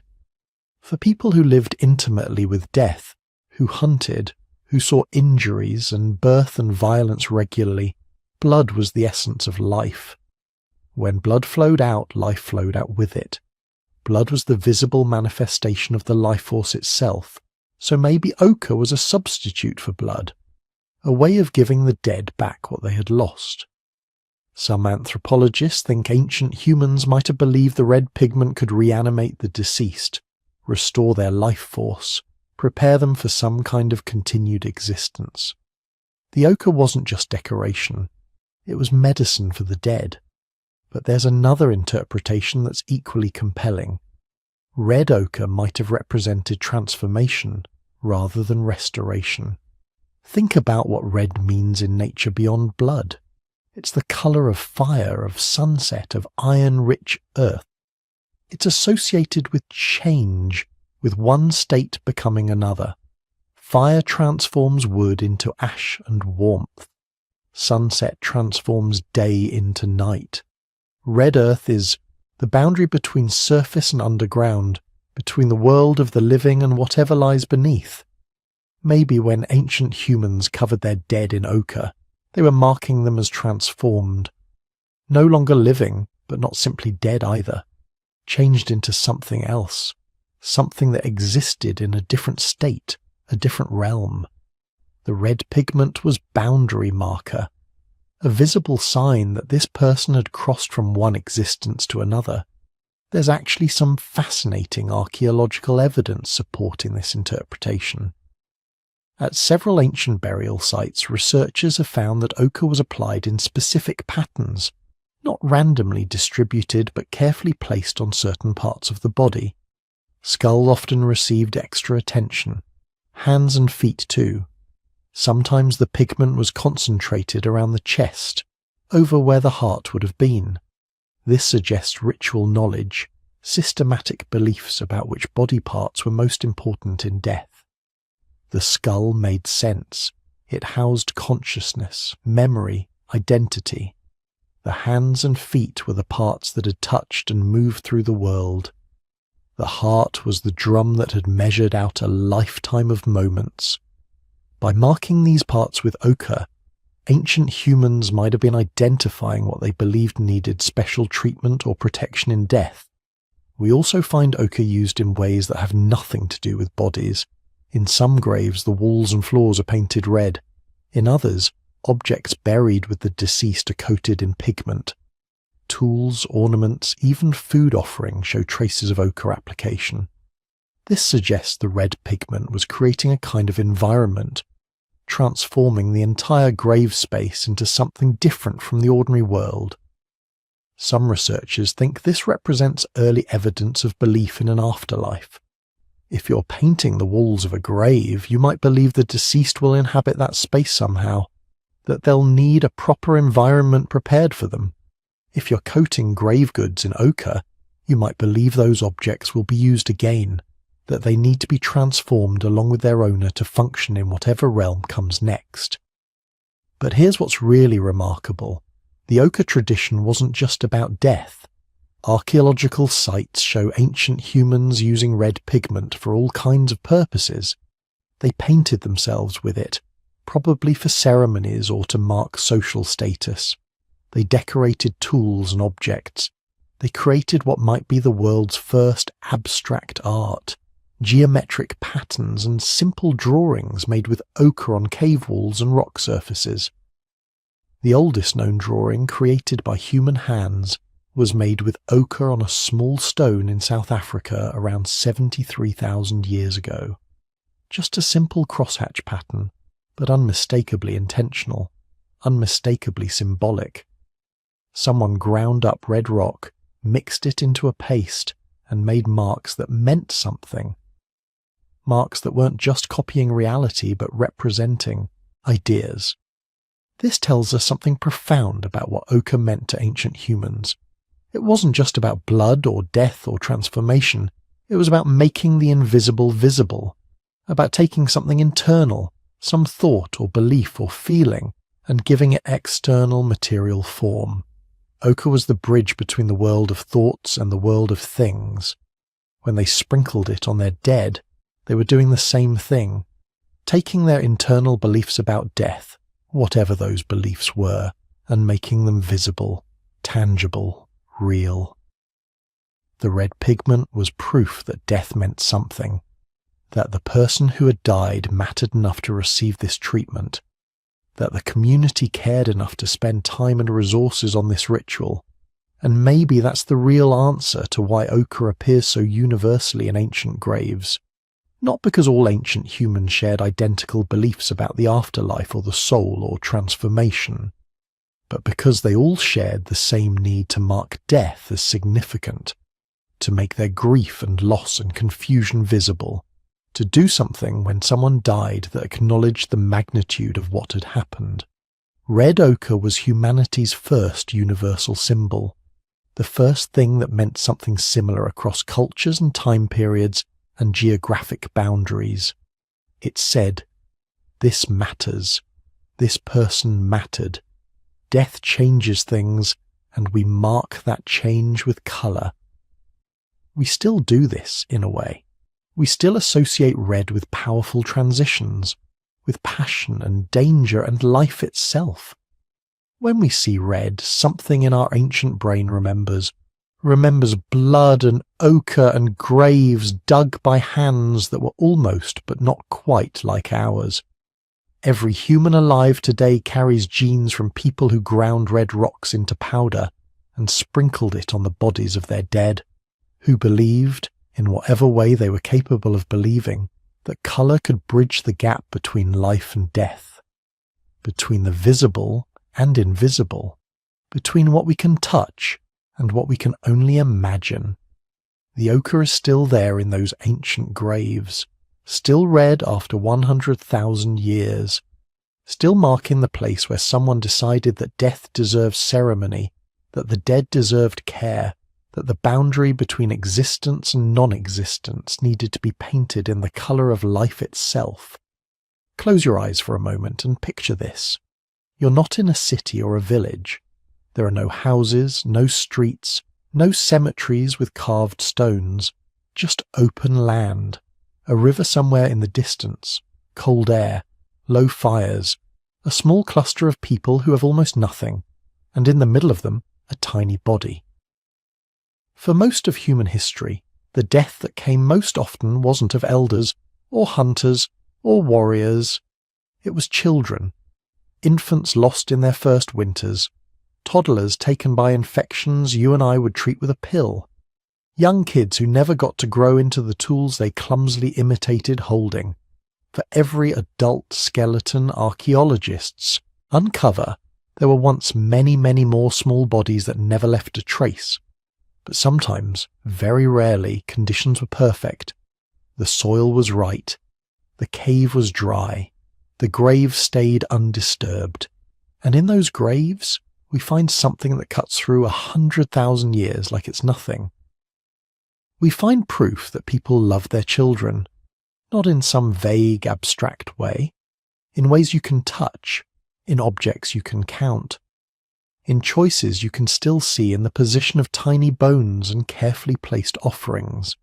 Let's travel, slowly, to one of the most haunting places in the archaeological record, a place called Sungir. It's about 30,000 years ago, in what is now Western Russia. The world is cold. Neanderthals still exist somewhere to the west. Modern humans are spreading. Small bands are hunting mammoths and reindeer across the tundra. On a low river terrace, your people have chosen a place that feels safe. They build shelters, napstone tools, sew furs. They survive another winter, and then 2 children die. We don't know how. Disease, accident, a cold snap their bodies couldn't handle. What we do know is what happened next. The adults did not leave the children on the surface. They did not abandon them to scavengers. They dug. They created a grave, carefully, deliberately. They placed the 2 children side by side, head to head, their bodies arranged in a long, shallow pit. One was about 10 or 11 years old. The other was slightly younger, maybe 9. Old enough to have friends. Old enough to have favourite games. Old enough for everyone to know their voices. And then the real work began. Archaeologists counted what was buried with them. More than 10,000 beads made from mammoth ivory. Each bead shaped, polished, drilled, probably taking an hour or more of labour, strings of beads sewn onto clothing, wrapping the bodies in shimmering ivory garments that would have glowed in torchlight. Alongside the beads, there were ivory bracelets, carefully carved pendants, spears made from straightened mammoth tusk, too large for the children to have actually used, but symbolically powerful. One of the boys had a headdress, a halo of perforated fox teeth framing his skull. All of this, all of it, going into the ground. This wasn't just we buried them. This was we poured thousands of hours of human time and skill, our finest art, our rarest materials, onto the bodies of two children who would never grow up. Sungir is astonishing for another reason. The adult man buried at the same site, also rich in beads and ivory, still doesn't reach the extravagance of the children's grave. Statistically, in terms of the cost to the group, those two kids were buried with more care and more material wealth than almost anyone else. Why? One answer is status. Maybe they were the children of an important leader. Maybe the grave was a political message. Maybe the beads and spears said, "This lineage matters." But there's another answer, one that feels simpler and also deeper. They were loved. Their deaths were a rupture, not a footnote. Grief needed shape. Emotion needed something to cling to. So the community did what humans have done, over and over again. They turned sorrow into ritual. If you were there, standing close enough to see the tiny hands, you wouldn't be calculating bead counts or resource costs. You'd be watching parents whose faces looked like parents' faces do now when they have to say goodbye to a child. The lavishness of the grave isn't just economics, it's emotion rendered in ivory. And Sungir isn't alone. Across the Ice Age world, children's graves stand out. In Italy, at a site called Ostuni, archaeologists found the skeleton of a young woman buried with an unborn child still inside her, around 28,000 years old. She was laid on her side as if still sleeping. Red ochre sprinkled carefully, shell beads, pendants, and bracelets arranged with her, framing the belly that never got to deliver. Who was the grave for? The mother? The baby? Both? You can almost imagine the midwives, the older women, realizing there was nothing they could do, then later choosing to hold those two lives together, even in death, in the position of the bones and the objects placed around them. In the Czech Republic, at sites like Dolní Věstonice, archaeologists uncovered the triple burial of 3 young individuals, adolescents and late children, arranged with care, limbs interlaced, dusted with red ochre, accompanied by carved figurines and animal bones. Their positions aren't random.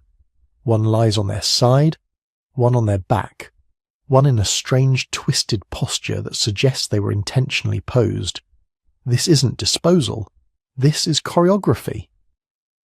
In Africa, in a cave in Kenya called Pangayasaidi, a grave was found that might be the oldest deliberate burial of a child by modern humans on the continent, about 78,000 years old. Just a small pit dug in the cave floor lined with something soft. In it, the body of a 3-year-old child curled up like they were sleeping. The skull had slumped forward after the flesh decayed, but microscopic analysis showed it had originally been supported, maybe by a pillow of leaves or skins.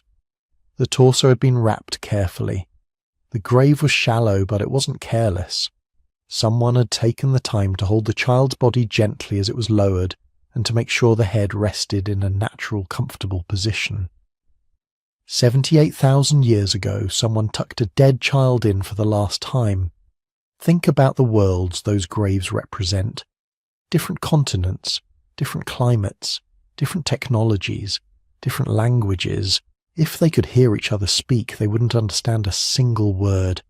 And yet, in every case when a child died, the reaction looks eerily, painfully familiar.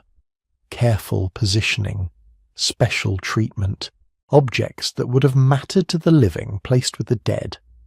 There's something else archaeologists have noticed.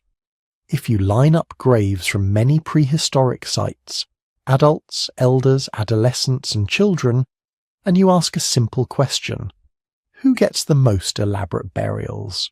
It's not always the powerful old hunter, it's often the youngest. Not because they led complex lives, they didn't have time. The girl at Sunghya never became a toolmaker. The 3-year-old in Kenya never hunted.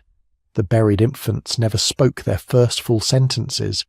Yet they receive grave goods that are disproportionate to their achievements. Hundreds or thousands of beads, pendants that took days to carve, pigments that had to be mined and processed and carried from far away, carefully made miniature tools that their hands never used. In some Neanderthal sites, like La Ferracie in France or Roc de Marsal, children are buried in especially well-shaped pits, with stones arranged around their bodies like protective shells. Sometimes their graves are separated slightly from the main area, as if the group wanted a special place for them. It's hard to avoid a conclusion that doesn't feel scientific or objective, but human. Children's deaths hurt more, so people responded with more ritual, more colour, more time, more objects that could have fed someone, clothed someone, protected someone, but instead were surrendered to the earth alongside a small, silent body. This tells us something crucial about prehistoric minds. Love and grief came before theology. You don't need a formal religion, or a priesthood, or a written myth to motivate this kind of behaviour. You just need attachment. The deep, almost biological ache of a parent who has watched a baby take its first breath, its first step, heard its first laugh, and then watched that same small body go still. Grave goods in adult burials can often be explained as status markers, or political theatre, or displays of wealth. But when we see the same or greater investment poured into a tiny skeleton that never got to wield power, the explanation shifts. These burials are about relationship, not reputation, and the pattern keeps repeating. In Mesolithic Europe, as hunter-gatherers fished rivers and gathered along coastlines, child burials show similar care. Tiny stone tools placed with infants, as if equipping them for a life they never lived. Shell beads circling baby skulls like crowns. In early farming villages, when people started settling down and building permanent houses, we find children buried under floors, beneath doorways, close to hearths, not sent away to the edge of the settlement, but kept at the heart of the home. Maybe the family wanted them near. Maybe they thought the child's spirit would protect the house. Maybe they just couldn't bear the thought of that small body lying out somewhere far from where they had slept. Whatever the exact beliefs, the emotional logic is the same: keep the child close. Anthropologists sometimes talk about mortuary variability, the wide range of ways cultures handle death. Exposure on platforms, cremation, secondary burial, scattered bones. But running through this diversity is a thread that's almost impossible to break. When it's children, the rules bend. Modern hunter-gatherers often hold special rituals for infants and small children. Shorter mourning periods in some cultures, longer in others, but always different. In many societies, parents create small shrines or carry tokens, locks of hair, bits of cloth, tiny objects, to maintain a connection with the lost child. The archaeological record suggests this isn't new behaviour. Take all of that and roll it back tens of thousands of years. Strip away the houses, the villages, the pottery, the writing. You still have babies, you still have parents, you still have unpredictable environments where disease or a moment of bad luck can mean catastrophe. And when catastrophe came, something in those parents responded in a way you would recognize instantly. They cradled the body, they wept, they wrapped the child, they placed them on something soft, they dug the earth, they lowered the body gently, not carelessly.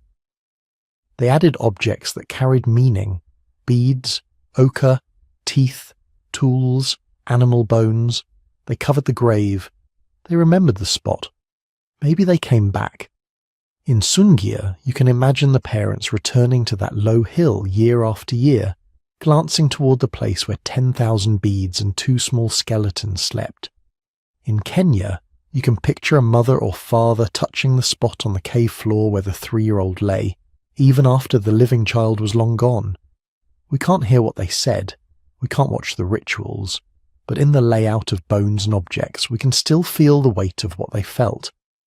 And this is where children's graves become more than just sad stories. They're diagnostic tools. They tell us when humans started feeling about each other the way we do now. You can imagine a purely practical mind calculating only survival. Children die often. Don't get too attached. Don't waste resources. If natural selection had favoured only that cold rationality, you wouldn't expect elaborate child burials. You'd expect the opposite. Instead, we see the early appearance of something costlier and much less rational in the short term. Strong attachment, deep bonds, grief that disrupts life, time and energy being spent on bodies that no longer contribute to survival. And yet, in the long run, this kind of emotional wiring may have been exactly what our species needed.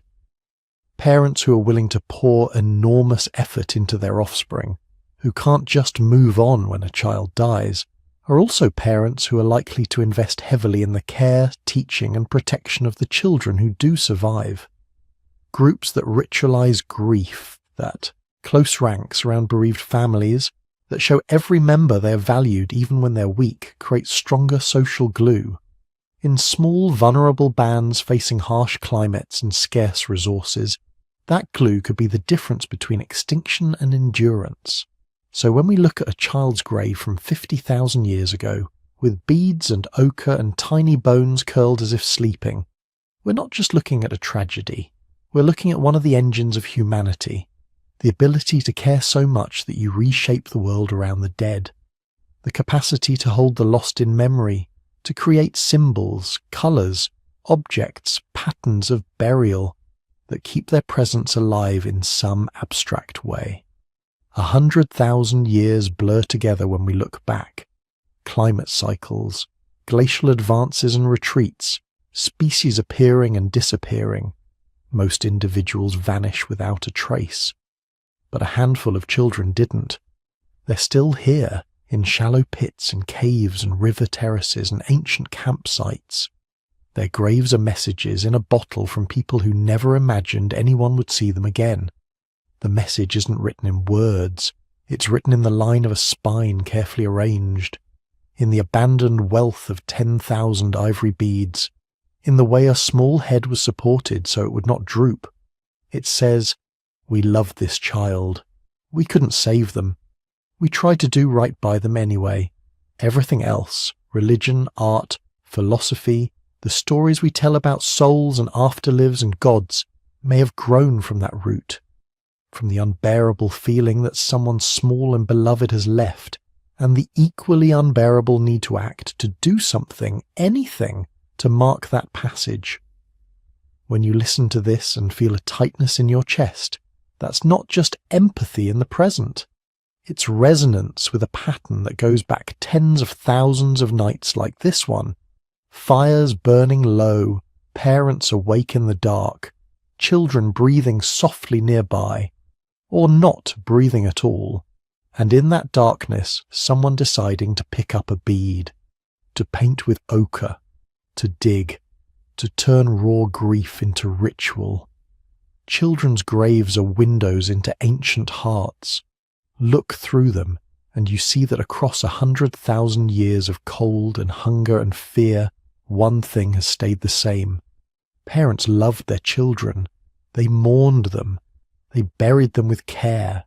And in doing so, they were already, quietly, shaping the human story.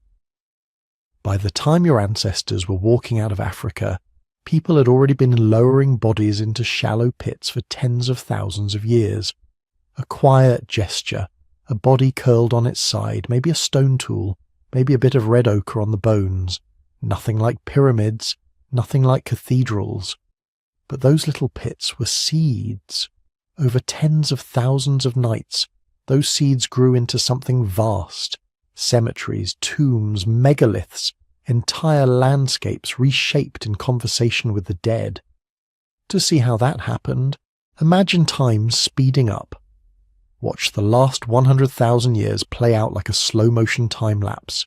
Graves flickering on and off across the map, growing, clustering, turning into monuments. At the beginning it's simple, a single grave here, another one 200 miles away, lone burials tucked just outside a campsite or at the mouth of a cave. Each one an event, not a pattern. Somebody died. The group gathered. They dug, placed, covered, walked away. Then, gradually, something starts to change. You see more than one grave in the same place. At first, just 2 or 3, separated by decades or centuries. But by around 20,000, 15,000 years ago in some regions, the pattern is unmistakable. Humans are returning to the same spots to bury their dead again and again. They're inventing the idea of a place of the dead. Archaeologists call these early clusters cemeteries, but they're more than that.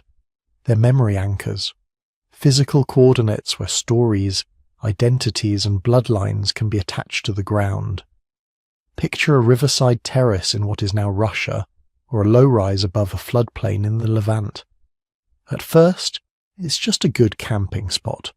Then someone dies. They are buried under the edge of the shelter. A few years pass. Another death. Without quite planning it, your ancestors start stacking the generations into the soil. Over time, the living begin to orient themselves around those remains. Camps are pitched near the graves. Children are told, "Your grandmother sleeps there." Elders remember where particular bodies were laid, even after the surface traces are gone. That's when something important happens. The group doesn't just belong to the land anymore. The land now belongs in part to the group. Because their dead are in it. This is the quiet birth of territory as something more than hunting range. The dead become anchors that hold people in place. You don't just move on when the herds move. You feel a tug, a reluctance to abandon the bones of your ancestors. That tug will eventually build villages, then cities. At the same time, burial itself is changing. In the very oldest graves, bodies are often simply placed and covered. But as time passes, you see more careful positioning. The dead are laid on their sides, curled like sleepers, or placed on their backs, arms crossed, hands folded. Grave goods become more common. Teeth ornaments, carefully shaped blades, shell necklaces that might have taken weeks of labour to make. These aren't just practical tools for an imagined journey. They're also a way of saying this person mattered. Their identity continues in some way that can be acknowledged, maybe even negotiated with. As the Ice Age ends and climates stabilise, the pace of change accelerates. Glaciers retreat. Forests and grasslands move into the empty spaces they leave behind. Animals shift their ranges, and humans do something they've never done on a large scale before. They stay put. The development of farming around 12,000 years ago in places like the Fertile Crescent is often described as a revolution in food production, but it's equally a revolution in death. Once people settle, graves don't drift across the landscape with them. Cemeteries thicken. Generations pile up in the same ground. The dead begin to outnumber the living in any given village. Imagine a tiny early farming settlement, maybe 50 or 100 people, surrounded by fields of barley and wheat. Under the houses, or just outside the village boundaries, dozens of bodies are buried. Children, elders, adults taken by disease or accident. Every time a house is rebuilt, someone uncovers an old grave, a skull, a femur, a bead still strung around a neck. The bones of the dead are no longer relics of a distant camp long forgotten. They are constantly rediscovered, handled, reburied. Death becomes a visible, recurring presence in daily life. In some early farming communities, places like Çatalhöyük in what is now Turkey, people begin to do something striking. They don't just bury the dead and leave them, they revisit them. Skulls are dug up, cleaned, sometimes painted with red ochre or plastered to give them faces again. Eye sockets are filled with shells. These skulls are then displayed in houses, built into walls or reburied in clusters. The dead are moving from the outskirts of camp into the heart of the home. This is the beginning of explicit ancestor worship. Once you start keeping the skulls of your dead relatives in your house, you're not just remembering them, you're living with them in a literal sense, eating, sleeping, arguing, making love under the gaze of people who came before. Anthropologists think this might have served multiple functions. On one level, it's emotional, a way of staying close to beloved parents, children, partners. On another, it's political. If you can point to a line of ancestors whose skulls are stacked in your house, you can claim a deeper right to the land or a higher status in the community. My grandfather built this house. My great-grandmother broke this ground. The dead become not just memories but documents, proof of ownership, tools of negotiation. They're woven directly into the social fabric. As burial becomes more common, something else appears on the landscape. Spaces that are not quite homes, not quite graves, but something in between. Ritual centres. The most famous early example is a place called Göbekli Tepe in southeastern Turkey. It appears around 11,600 years ago, before pottery, before metal, before the full flowering of agriculture in that region. On a lonely hill, people began raising enormous stone pillars, some weighing 10 or 20 tons, carved into T-shaped forms. Many of these pillars carry reliefs of animals, snakes, foxes, boars, vultures, arranged in strange, deliberate scenes. Göbekli Tepe is often called the world's first temple. It probably wasn't a burial ground in the usual sense. There are not rows of graves there like in later cemeteries, but human bones do show up, sometimes in unusual contexts. Skull fragments with cut marks that suggest ritual handling. Bones deposited in special places. Whether or not Göbekli Tepe held formal burials, it is clearly part of the same evolutionary curve. The human impulse to mark death, to gather around particular stones and spaces, to build for something other than immediate survival. You can think of Göbekli Tepe and sites like it as experiments in monumental memory. Instead of just digging a pit and walking away, people are reshaping entire hillsides into symbolic landscapes. The pillars may represent powerful beings, ancestors, spirits, or mythic figures. The gatherings there might have included feasts, dances, initiation rites, and yes, mortuary rituals as well. As centuries pass, this trend spreads and mutates.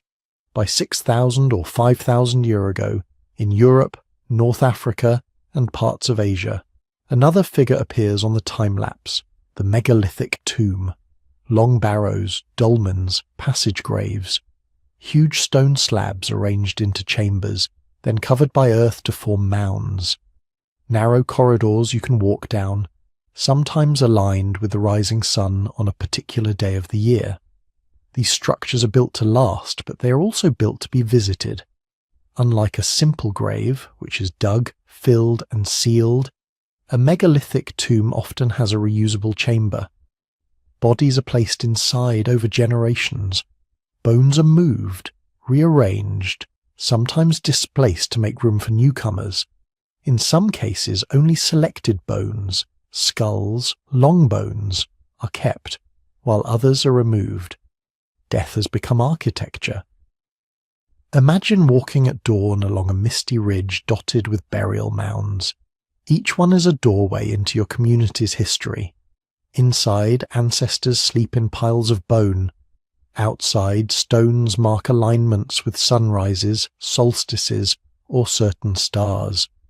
Human groups are now tying their dead not just to the land, but to the sky. The cycles of seasons, the turning of the year. Burial becomes a calendar, a cosmology, a model of the universe made out of rocks and silence.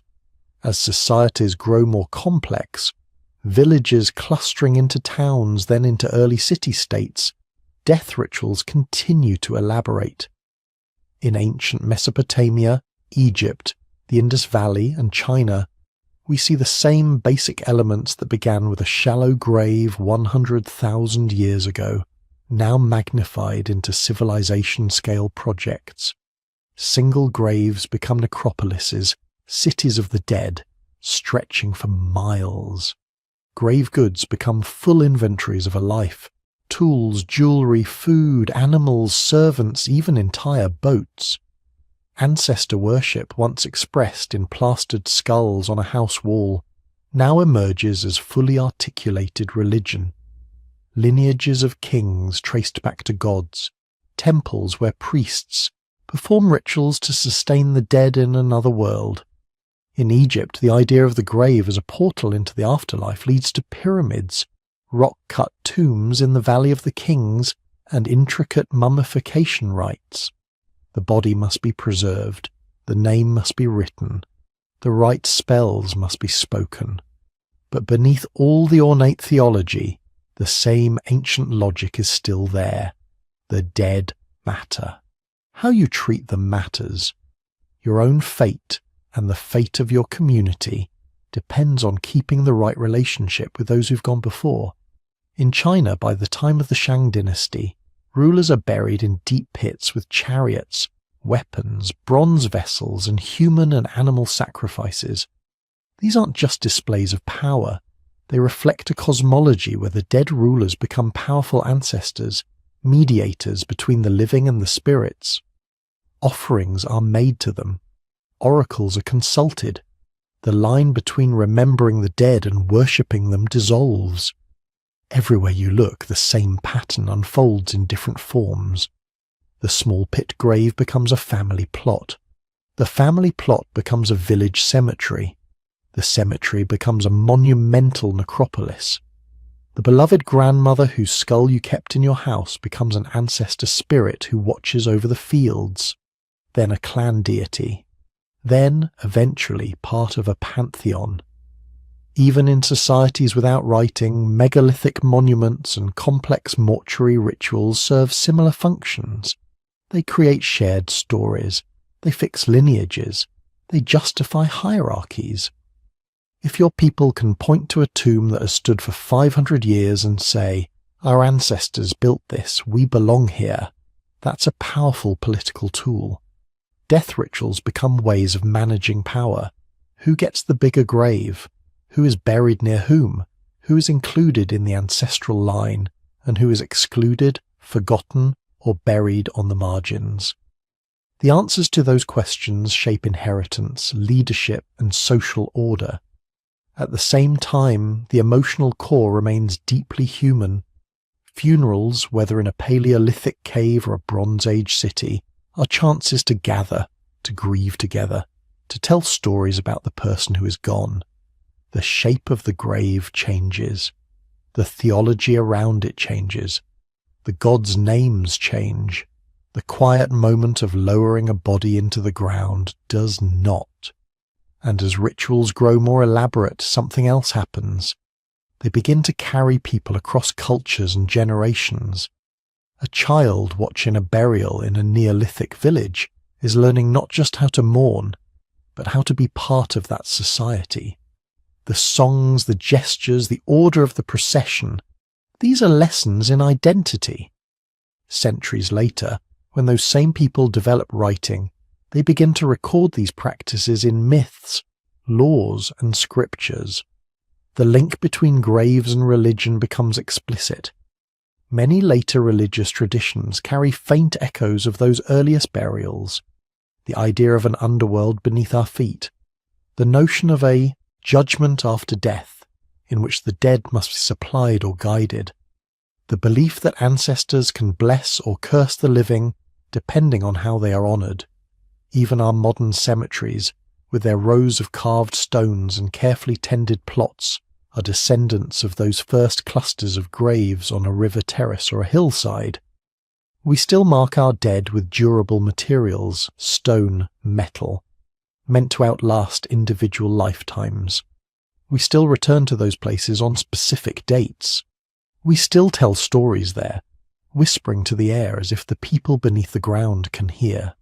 If you step back and look at the whole arc, from a Neanderthal child laid carefully in a shallow pit, to Göbekli Tepe's circles of carved pillars, to the great tombs and cathedrals and memorials of historical times, you can see one long, continuous experiment.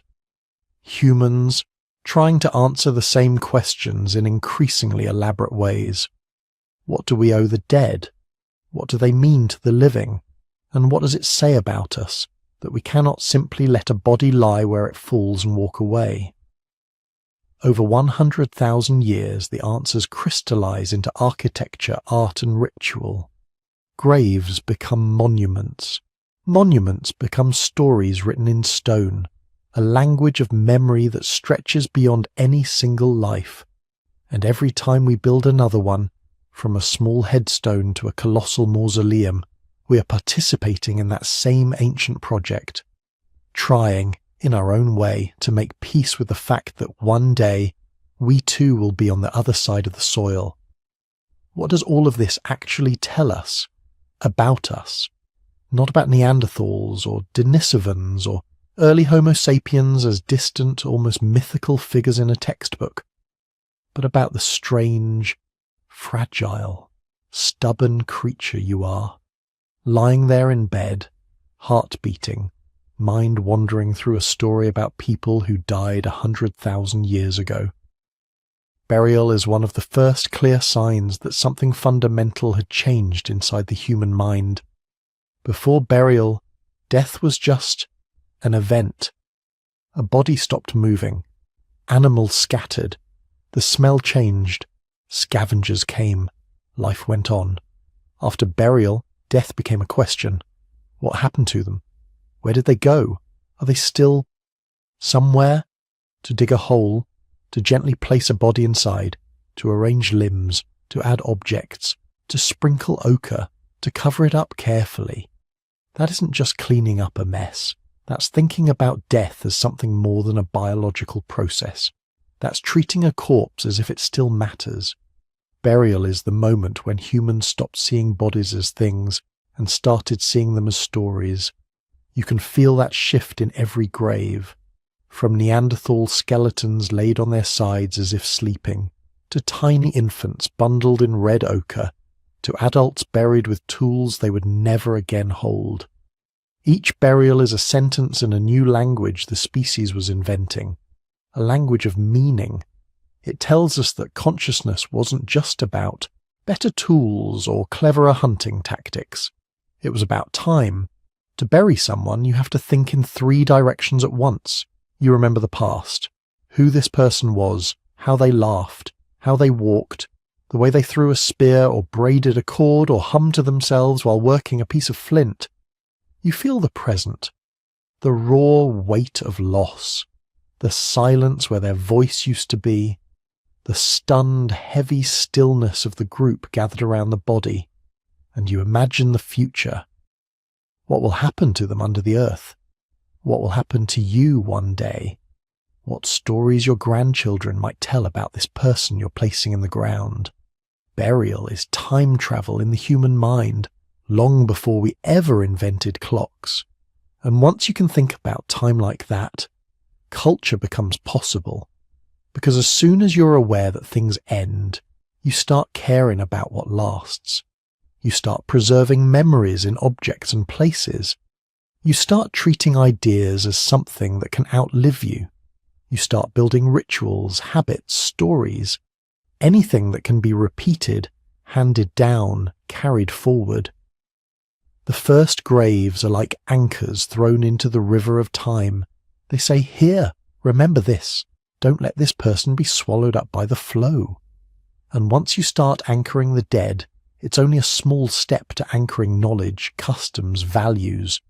Death awareness and culture grow together, like two vines twisting around the same trellis.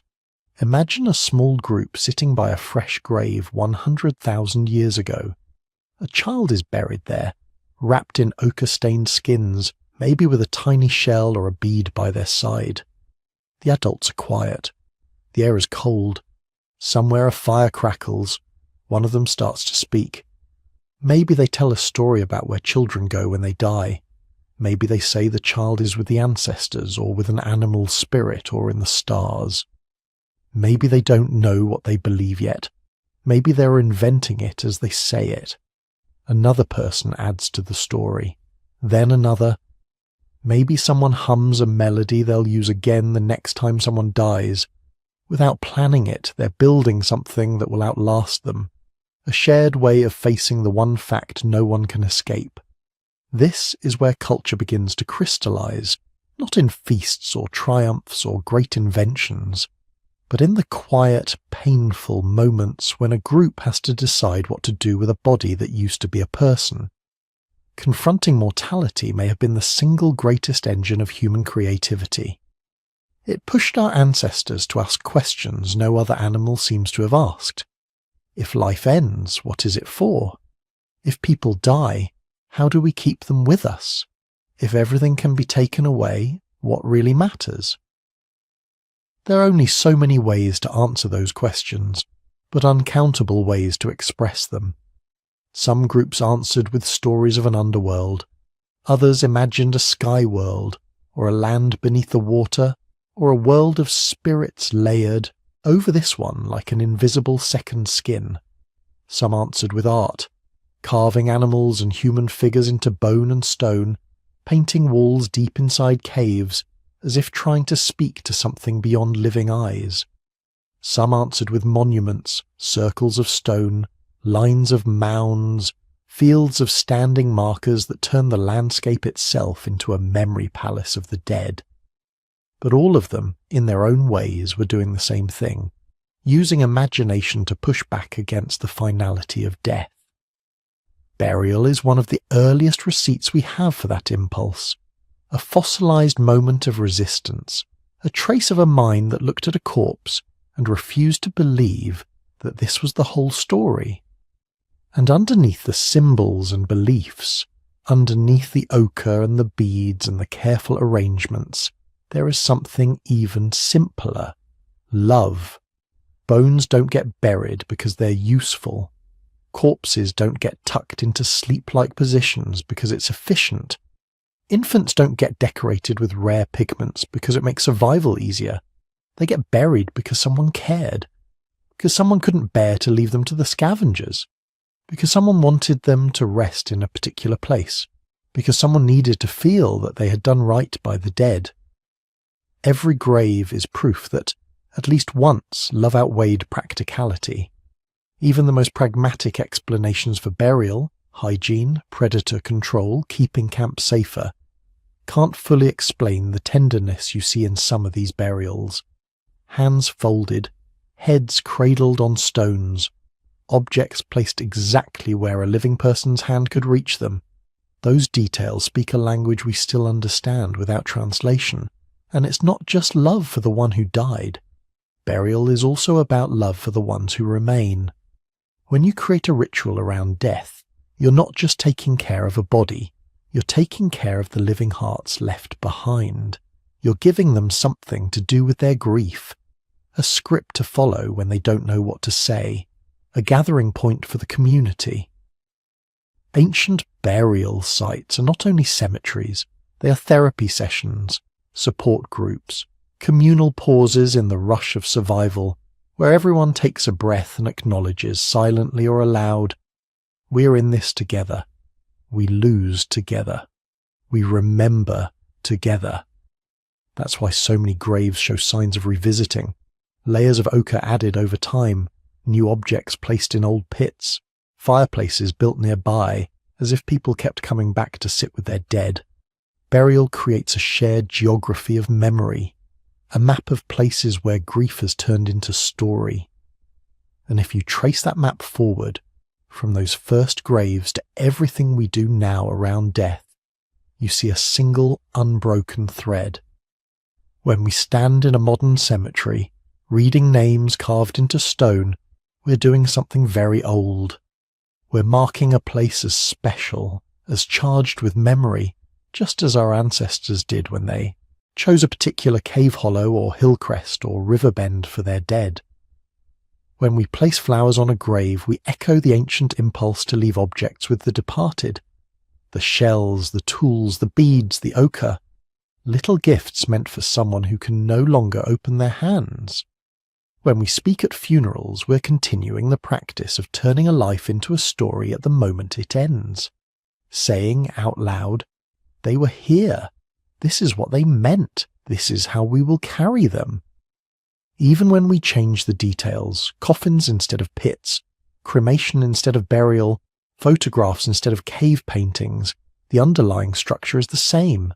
We gather, we remember, we imagine, we let go, but not completely. The first people to lay a body gently in the ground and cover it up could not have imagined hearses, cathedrals, crematoriums, urns on mantles, online memorial pages. They didn't know what a religion was, or a philosophy, or a therapy practice. But they set the pattern. They discovered that how we handle the dead shapes how we live among the living. Because once a community starts honouring its dead, it has to decide who counts as one of us, whose body gets special treatment, whose name or story is remembered. Burial quietly draws lines around identity and belonging. These early graves are the shadows of early communities.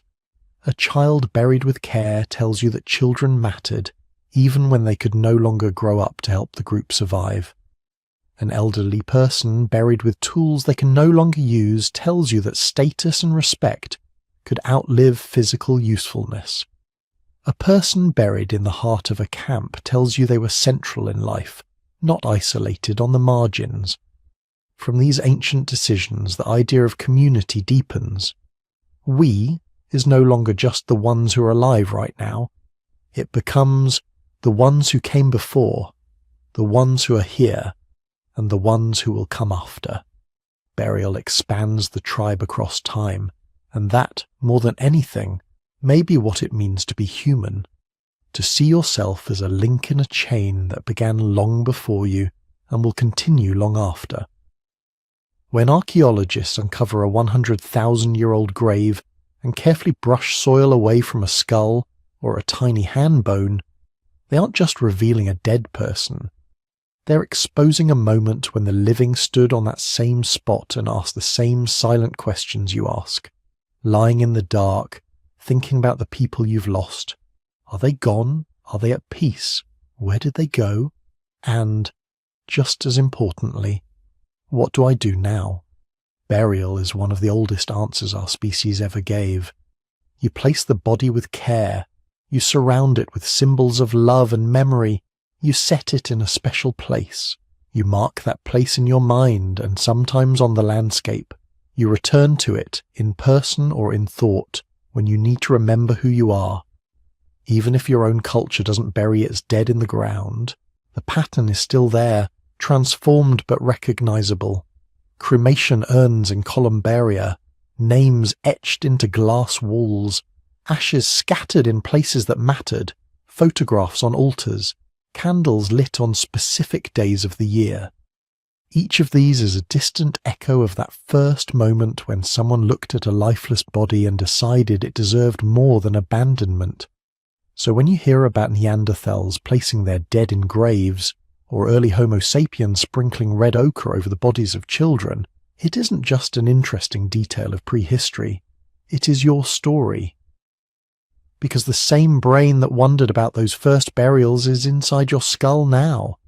The same emotional circuits that made them weep, or sing, or sit in stunned silence by a grave are the ones that ache in your chest when you think about someone you've lost. The distance between you, lying in the dark, and them huddled by a grave under a Paleolithic sky is much smaller than it seems. You both live with the knowledge that everything you love will end. You both stubbornly refuse to let that be the end of the story. You both create meaning and ceremony and memory and hope in the face of that fact. Burial is the fossilized footprint of that refusal. It tells us that being human is not just about thinking or speaking or making tools. It's about caring so much that even death can't erase a person from your world. It's about weaving the dead into the fabric of the living through ritual, story, and place. It's about looking at the darkness at the edge of life and deciding together to light a small shared fire. The graves of our ancestors are the first of those fires. Our funerals, our memorials, our quiet moments of remembrance are the ones still burning now. So now, as the last torchlight in the cave flickers low, you can picture the full arc of this story. The long, hard road from bodies left where they fell to careful graves cut into the earth. From scavengers and silence to flowers, red ochre, and tiny beads placed gently beside a sleeping child. When you pull the camera back far enough, something becomes very clear. Burial isn't just about the dead. It's about the living trying to make peace with what they can't escape. Every grave we talked about tonight, from the first simple pits of 100,000 years ago, to Neanderthal bodies curled on their sides, to children wrapped in ochre and ornaments, is really a conversation. The living bending over the dead and whispering, "You mattered. You belong to us. You're not just gone. You're part of our story." When we visit a modern cemetery, we're walking across the surface of that same conversation. Marble stones instead of stone tools, flowers from a supermarket instead of wild blossoms from a hillside, prayers in whispered words instead of ochre spread by hand. Different languages, same impulse, to make death bearable by weaving it into meaning, if you're lying in bed right now, letting this history drift through you as you fall asleep. Notice how far back that feeling goes. The ache in your chest when you imagine a child's grave 80,000 years ago. The strange warmth when you picture Neanderthals lighting a fire near a body, maybe telling stories about hunts they shared. That isn't just empathy, it's recognition. Somewhere inside you, in the parts of your brain that still remember how to be a small primate in a big dangerous world, you know what they were doing. You know what it is to lose. You know what it is to love someone who isn't breathing anymore and desperately want that not to be the end. The people who first buried their dead are gone, but the emotions that guided their hands are still alive in you. You're the continuation of that ritual, and there's a kind of comfort in that. Because if burial is older than civilization, older than writing, older than cities and kings and cathedrals, then our fear of death and our attempts to soften it are not personal failures. They're part of being human. When you stand at a grave today, or scatter ashes, or keep a photograph on your wall, you're standing in a very old tradition. You're doing what your Neanderthal cousins did, what early Homo sapiens did in caves lined with ochre, what parents in Ice Age valleys did when they wrapped their children carefully and laid them in the earth. You are never grieving alone. Somewhere in your genetic past, unbroken through tens of thousands of generations, are people who also stayed awake at night and wondered what happens after the last breath. People who looked at a body and thought, this can't be all there is. People who created the first grave goods, the first offerings, the first symbols for an invisible world beyond this one. Knowing that doesn't solve the mystery of death, but it can make the dark feel less empty. When your mind wanders to your own mortality, and it will because your brain is wired to rehearse endings, you can remember that burial is not just about loss. It's also about continuity, about being folded back into the same earth your ancestors slept in. about joining a chain so long you can't see either end. They lay down in the soil, under stone and sky. You lie down now in your bed, under roof and blanket. Different materials, same gesture. The body resting, the mind loosening its grip. In a way, every night is a little rehearsal for that final sleep. And just as our ancestors learned to dress that final sleep with meaning, ochre, beads, flowers, tools, you can choose to dress your nightly sleep with gentleness, with curiosity instead of dread, with the quiet knowledge that you're part of a story that has been going on since the first grave was dug. If this journey through deep time has kept you company tonight, if walking among Neanderthal burials and ancient children's graves helped your own thoughts settle a little, feel free to gently tap like before you drift off. It helps more than you might think, and it tells the YouTube algorithm that slow, thoughtful stories are worth sharing. If you'd like more nights like this, more long walks through forgotten ages while you fall asleep, you can subscribe to the channel and turn on the little bell. That way, the next time we wander back into the past, your phone will remember to bring you along. And when you have a quiet moment, tomorrow morning, or the next time you can't sleep, I'd love to know where you're listening from. Are you in a city apartment with traffic humming outside? A countryside house with wind in the trees? A dorm room? A hospital? A night shift break room? Drop a comment and tell me your corner of the world.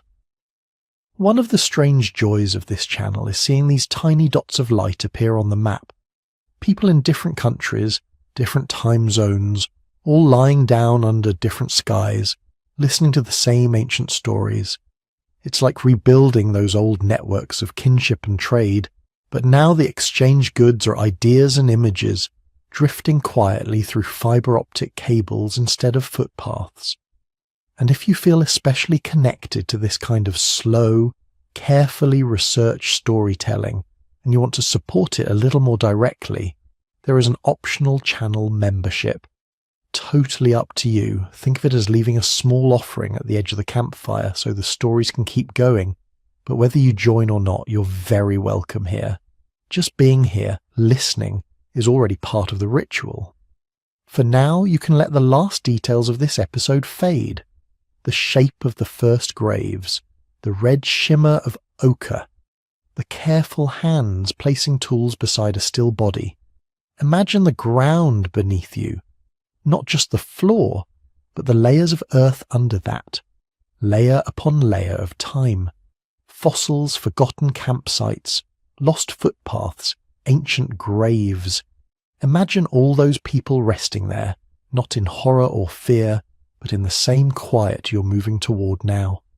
They survived their days, they met their nights, they lay down and did not rise again, and somehow, through all of that, you arrived here.